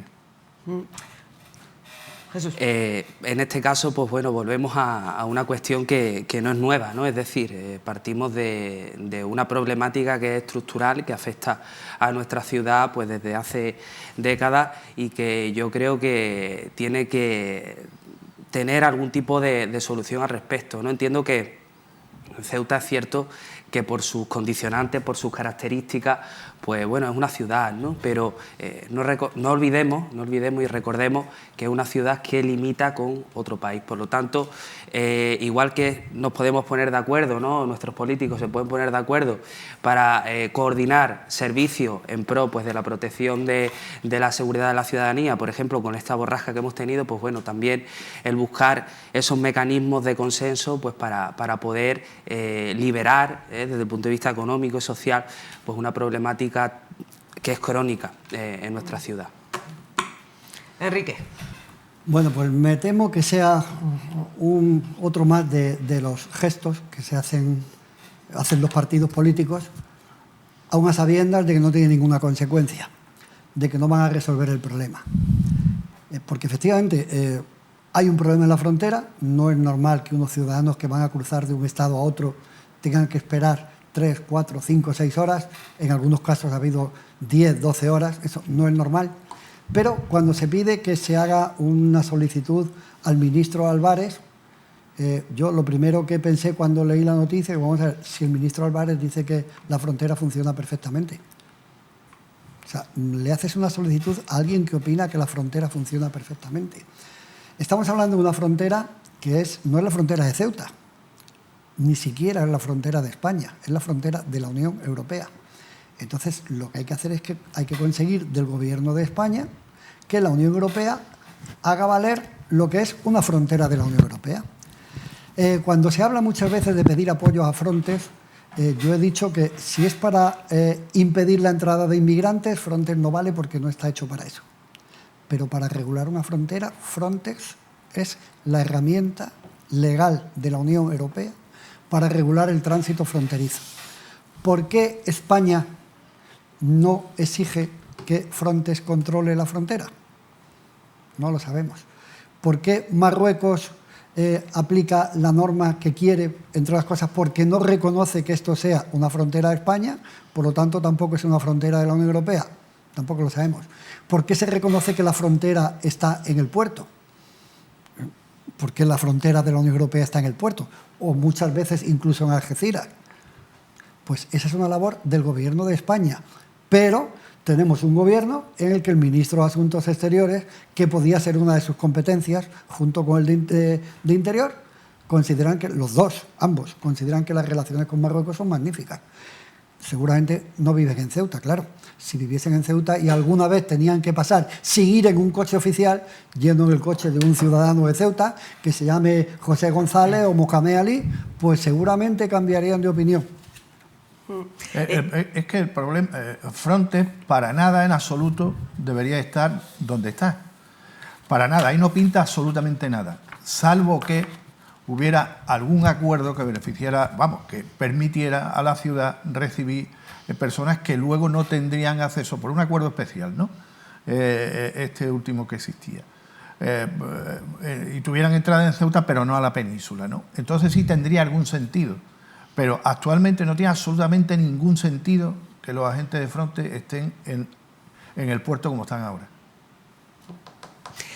Por cierto, una de las dos propuestas, en este caso la de Ceuta ya va dirigida a pedir que se restablezca la excepcionalidad de Schengen en la frontera para los ciudadanos de Tetuán y que no tengan que presentar visado, una exigencia o una propuesta a la que también se suman los empresarios. ¿Cómo veis esta medida? ¿Creéis que sería conveniente volver a la excepcionalidad de Schengen, Antonio? Eso tiene su lado bueno y su lado malo. Vimos cómo todo el norte, sobre todo Castillejo, se superpobló de personas que fijaban luego su residencia en la zona norte para tener ese derecho, ¿no? Por lo tanto, algún requisito más tendrían que pedir. Si eso, lo que no estoy de acuerdo es que vuelva a la situación anterior, porque esa para nada beneficiaba a Ceuta. y creo que tampoco en demasía a Marruecos, ¿no? Por lo tanto, algún filtro tiene que haber. Por cierto, que las dos propuestas, ambas propuestas han sido rechazadas en el Pleno de la Asamblea, pero ¿qué crees tú, Jesús, sobre esa vuelta a la excepcionalidad de Schengen para los ciudadanos de Tetuán? Respecto a esto, yo creo que todo lo que aporte, ¿no?, desde el punto de vista económico, todo lo que pueda, medida que pueda repercutir positivamente en la ciudad, teniendo en cuenta, pues eso, ¿no?, nuestro carácter limítrofe, pues efectivamente siempre va a ser positivo, ¿no? Pero como dice Antonio, pues bueno, es una medida que hasta cierto punto puede estar bien, pero desarrollada y muy pautada, ¿no? Y Enrique, ¿qué opinas al respecto? Pues opino que tenemos que decidir qué queremos ser. A corto plazo seguramente eso es una solución para algo, pero a largo plazo no es una solución para nada, porque vuelves a estar siempre en manos de lo que decida hacer Marruecos. Yo creo que lo que hay que hacer es que esto es una frontera Schengen y la frontera Schengen tiene que tener los condicionantes que tiene una frontera Schengen. Efectivamente, eso obliga a que la ciudad de Ceuta, pues su tejido empresarial se reforme, ya está haciendo los planes estratégicos que están llevando a cabo tanto desde el gobierno central como desde la ciudad, están orientando la actividad económica de Ceuta en otro sentido y la frontera tiene que ser una frontera Schengen como es. Y si hay que tener visado, pues tendrás que tener visado. Porque de la otra forma lo que haces es que Marruecos tenga siempre la llave de cómo quiere que sea la frontera. Hay que tener en cuenta lo que he dicho antes, Marruecos no reconoce esta frontera. En realidad, España se debería agarrar a un hecho que hizo que Marruecos reconociese la frontera y sin embargo no lo hace España. Hay un antecedente. Cuando se decretó el cierre de las fronteras por COVID, había muchos ciudadanos de la Unión Europea con autocaravanas que les pilló en Marruecos y tenían que salir por una frontera. Y Marruecos admitió que cruzaran la frontera de Ceuta, considerando que una vez que llegaban a Ceuta dejaban de ser su responsabilidad como ciudadanos extranjeros. Es decir, hay un hecho que se podía agarrar muy bien el Ministerio de Asuntos Exteriores y decir, oiga, ustedes reconocieron esta frontera como una frontera exterior de Marruecos, en un hecho puntual, pero lo reconocieron. Pero estamos en manos del gobierno de España, lo que decida hacer, no de este gobierno, del gobierno de España en general. Y mi opinión como ciudadano de Ceuta que vivo aquí y sufro alguna de estas consecuencias es que el gobierno de España no toma mucho interés en resolver los problemas de Ceuta y me duele mucho decirlo. Disculpadme, nos pide paso de nuevo Raúl Llamas. Esta semana ha sido presentado el nuevo proyecto de regeneración del litoral en la zona de Miramar, donde va a ir ubicada la nueva ermita de la Virgen del Carmen. Venía esta semana aquí el arquitecto del proyecto, Juan Antón Pacheco, y nos hablaba de las dificultades que había tenido para ese diseño, y Raúl Llamas está con un portavoz de los feligreses para conocer, bueno, pues qué les parece a ellos este proyecto. Raúl Llamas, muy buenas de nuevo. ¿Qué tal, Susana? Pues ahora nos encontramos con David García, representante de los feligreses de la Virgen del Carmen de la Almadraba, para hablar sobre ese proyecto que se presentaba este lunes en la biblioteca, ese nuevo espacio de culto dedicado a la Virgen que se presentó, como decimos, a comienzos de semana, y queríamos conocer la opinión de los feligreses, a ver qué le había parecido este nuevo proyecto. ¿Qué tal, Damián? Buenos días, ¿qué os parece? Muy buenos días, Raúl. Pues mi adjetivo calificativo, digamos, que no te lo puedo dar sin antes hacer el previo y obligado resumen que te puede llegar a ese adjetivo calificativo. Y el amplio resumen pues puede ser de decirte de que de febrero de 2021, fecha en la que salimos de la Almadraba porque se derrumbó parte del techo de la capilla, pues en ese momento teníamos muchísima incertidumbre, que no sabíamos qué iba a pasar con esa deficiencia que se acumulaba ya a todas las que existían anteriormente. Visitó los técnicos del ayuntamiento el templo, aquello fue decretado en ruina y entonces pues se nos vino el mundo encima. La bendita devoción de la Virgen del Carmen de la Almadraba, su sede y custodia, desaparecía y no sabíamos si con ello iba a desaparecer pues la acción pastoral de lo que es en sí la asistencia de los feligreses a esa capilla. Las administraciones públicas, tanto la local como la del Estado, pusieron alternativas y encontraron un terreno cercano. Ese cercano nos lo pusieron para que se reubicara allí la capilla. A los 2 días se supo que esa posibilidad tampoco se podía dar. El terreno no era ni de una ni de otra administración, correspondía a un organismo autónomo del Ministerio de Defensa, al INVIE. Se tuvo que hacer muchísimas gestiones para ejercer la compra-venta del terreno. Una vez que el terreno ya era de la ciudad, la misma ciudad intervino con contratos menores para el estudio geotécnico, el estudio topográfico, limpieza del solar y proceder a tramitar lo que era la solicitud para que allí se reubicara la capilla de la Almadraba. No sin antes decirte que de la Almadraba salimos en febrero del 21 en dirección a la Santa Iglesia Catedral. Allí era el 21, en plena pandemia, no se pudo ejercer lo que era la procesión de la Virgen del Carmen porque las normas lo prohibían. Sí, así fue en el 22 y en el 23, con históricos traslados marítimos hacia la playa de la Almadraba para celebrar allí la Eucaristía y la procesión terrestre. Y nos vimos por sorpresa de que en mayo de 2024 tenemos que salir de esa reubicación nueva de la Santa Iglesia Catedral. Las causas las mismas, los desperfectos del templo, esta vez en dirección hacia la parroquia de los Remedios, donde estamos actualmente. El 2024-2025 celebramos el quinario y la procesión de la Virgen del Carmen con nuevos históricos traslados marítimos porque había que pasear por toda la calle Real hasta embarcar en la dársena deportiva y trasladarnos hasta la iglesia de la Almadraba. Numerosas reuniones incesantes, no te puedo decir cuántas hemos mantenido la representación de los fieles, tanto como la administración local, con la administración del Estado, que hemos llegado a conocer 3 delegados del Gobierno. Empezamos por Salvador Gómez Estudillo, continuamos con Rafael García, estamos con Cristina ahora. El presidente de la ciudad, si bien se ha mantenido y es el mismo, pero innumerables consejeros de fomento y competentes de área hemos pasado, hemos visitado arquitectos, técnicos de administración general, para que vean las condiciones jurídicas en las que se podía o no se podían llevar a cabo la construcción de un templo cristiano católico en ese mismo terreno que proponían las 2 administraciones. Se buscó a un arquitecto, la ciudad autónoma propuso que fuera Juan Antón, el que elaborara un primer proyecto. Sobre ese primer proyecto se estuvo tanteando que si carretera, que si costa, que si la línea de servidumbre, que si la zona occidental de Andalucía en Cádiz para elevarle el informe, que si el informe era favorable, que si era vinculante hacia el órgano que tenía que proponer y resolver después. Muchísimas incógnitas nos surgían. Pasaron 7 meses, 8 meses, pasaron 1 año y en vista de que tras reuniones la delegada del Gobierno nos mantuvo y dijo de que la información era que precisamente no había noticia, propusimos la celebración de una asamblea de fieles. De esa asamblea salieron 2 puntos, el de suspender la procesión de manera indefinida y el de convocar una manifestación. Esa manifestación estaba prevista para el miércoles de ceniza de 2025 y con el temporal que hubo, parecido al que hay hoy, pues no se pudo celebrar. A los 4 o 5 días posteriores me llama la delegada del Gobierno y me dice de que por fin hay autorización para edificar allí. Pero edificar, como bien dijo en la presentación el arquitecto y el consejero, con unas limitaciones.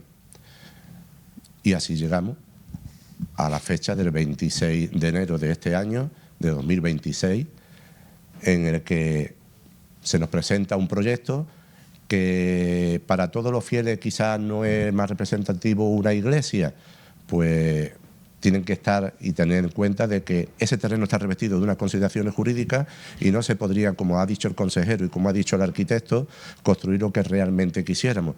Tenemos que ajustarnos a un proyecto que para mí personalmente lo veo espléndido.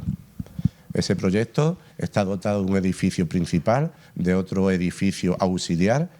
El principal, una vez que veamos y abramos las puertas, no vamos a dejar de ver un templo cristiano y católico con las 2 hileras de banco, el presbiterio, el altar, el ambón, la Virgen del Carmen, el Cristo, el Sagrario, la sacristía, la sala de catequesis, y eso lo queremos, seguir ejercer la acción pastoral del grupo de cristianos devotos de la Virgen del Carmen de la Almadraba allí, en su barrio, de donde no teníamos que haber salido nunca. Pues también ya por último, simplemente en cuanto a plazos de construcción, se supone que empezaría en abril más o menos, ¿se podría estar para final de año? La noticia que nos dio el arquitecto y el consejero, pues que se va a encomendar a Trasa. Trasa es una entidad pública, se evita con ello, digamos, tramitar un expediente administrativo bajo la cobertura de la ley de contrato administrativo y que en abril a mayo se comenzaría y que hay un plazo de ejecución de 6 meses. Todos sabemos que los plazos nunca se cumplen. Pero si no son 6 meses, si son 8, son 9, son 10, pero ya sabemos que se ha empezado y que aquello ya una vez empezado se tiene que finalizar. Que durante todo el año la Virgen del Carmen, como aquel que dice, aun estando en enero la tenemos encima porque es el próximo julio y no está terminado el templo. Hay muchas fechas y fiestas de la Virgen María para poder inaugurarlo. Incluso el 1 de noviembre de este año, fecha de Todos los Santos, que se cumple 86 años de la bendición de la capilla de la Virgen del Carmen. Una fecha muy buena para inaugurarla y bendecir la nueva. Pues muchas gracias, Damián. Muchísimas gracias a ustedes. Bueno, pues Susana, ya ha escuchado Damián, representante de los feligreses de la Virgen, que ha repasado muy bien y pormenorizadamente todos esos obstáculos que ha tenido este proyecto y que ha calificado de espléndido ese nuevo proyecto presentado esta semana en la Biblioteca Pública. Pues muchas gracias, Raúl. Ha dado la misma fecha que persigue el arquitecto, el 1 de noviembre como fecha para su inauguración. Continuamos ya en la recta final y de forma breve, bueno, pues preguntándoles a los contertulios de hoy sobre el asunto que se está abordando ahora mismo en el Pleno. MDice y posteriormente lo hará también el PSOE piden llevan una propuesta dirigida a suprimir los fuegos artificiales o sustituirlos por otros espectáculos, como en el caso de MDice, por otros espectáculos menos ruidosos. Antonio, brevemente, ¿qué te parece esta propuesta? Bueno, hay razones para todo, ¿no? El mismo efecto en los animales y en algunas personas que les molesta, el mismo efecto sonoro, ¿no? Tienen las tormentas, y las tormentas son inevitables y eso se produce durante mucho más tiempo durante el año. Si buscan algo intermedio que satisfaga a los demás, pues bueno, por el fin de la fiesta pues se hará de otra manera. Pero tú eres partidario de mantener los fuegos. Mantenerlo. Jesús. Pues la verdad es que valoro positivamente la propuesta, ¿no? Y bueno, esto obedece a que hay personas que por sus condiciones, ¿no?, por su anatomía, son más sensibles, ¿no?, desde el punto de vista auditivo. No hablemos, pues, chavales que, por ejemplo, sufran del trastorno del espectro autista, etcétera, ¿no? Entonces, ¿qué pasa? Pues que a lo mejor una solución que pudiera satisfacer a todos podría ser, por ejemplo, pues que en el caso de los fuegos artificiales, que fueran de menor intensidad, ¿no?, utilizar aquellos fuegos que hicieran menos ruido, incluso seguir fomentando también, como comenta el MDice, pues bueno, los espectáculos con drones, ¿no? Puesto que la ciudadanía así lo hizo ver, ¿no? Lo hizo ver de manera positiva. Efectivamente, yo estuve personalmente y la ciudadanía lo acogió con muchísima vehemencia, ¿no? Era novedoso y de hecho considero que también fue un acierto por parte de la Consejería de Fiestas. ¿Y Enrique, prefiere fuegos o prefiere otra alternativa? Bueno, yo creo que efectivamente, como decía Antonio, hay fenómenos naturales que producen el mismo ruido y tal, pero y al fin y al cabo los cohetes pues son 3 días al año, San Juan, la feria, vale. Pero yo creo que si se puede evitar, porque claro, hay que ponerse en el sitio de la otra persona y hay que ponerse en sus zapatos. Si tú tienes una persona que, por ejemplo, niños con espectro autista, que no lo pasan mal ese rato, ya lo pasan mal toda la noche. Claro. Pues a lo mejor hay que pensar también en esas personas y luego hay que dejar paso a las innovaciones técnicas. Antes, en las casetas de feria, había un grupo que tocaba con la batería, un cantante y tal, y ahora ponen música. Ya ni siquiera de un aparato de música, de un ordenador. Es decir, la tecnología nos aporta soluciones que tenemos más variedad de música, con más calidad y además sin molestar a nadie. Pues ¿por qué no podemos usar? A mí el espectáculo de drones, que yo no tenía mucha fe en él, me encantó. O sea, ahí vemos imágenes precisamente del show de drones de Navidad. Pues hasta aquí esta conexión de hoy. Muchísimas gracias, Antonio, Jesús y Enrique. Nos vemos la próxima semana, Susana, con más cuestiones de actualidad y de interés. Y muchas gracias a ustedes por acompañarnos un día más en los servicios informativos. Bueno, pues ya conocerán las respuestas a estas propuestas. Y recuerden que a continuación llega Beatriz Palomo con todo su equipo de hasta ahora para seguir conectados con ustedes hasta las 2 de la tarde. Muchas gracias por su compañía. Nos vemos mañana a la misma hora. A las 12 nos vamos con imágenes de las secuelas de las borrascas de Cristín, en este caso en García-Aldave. Hasta mañana.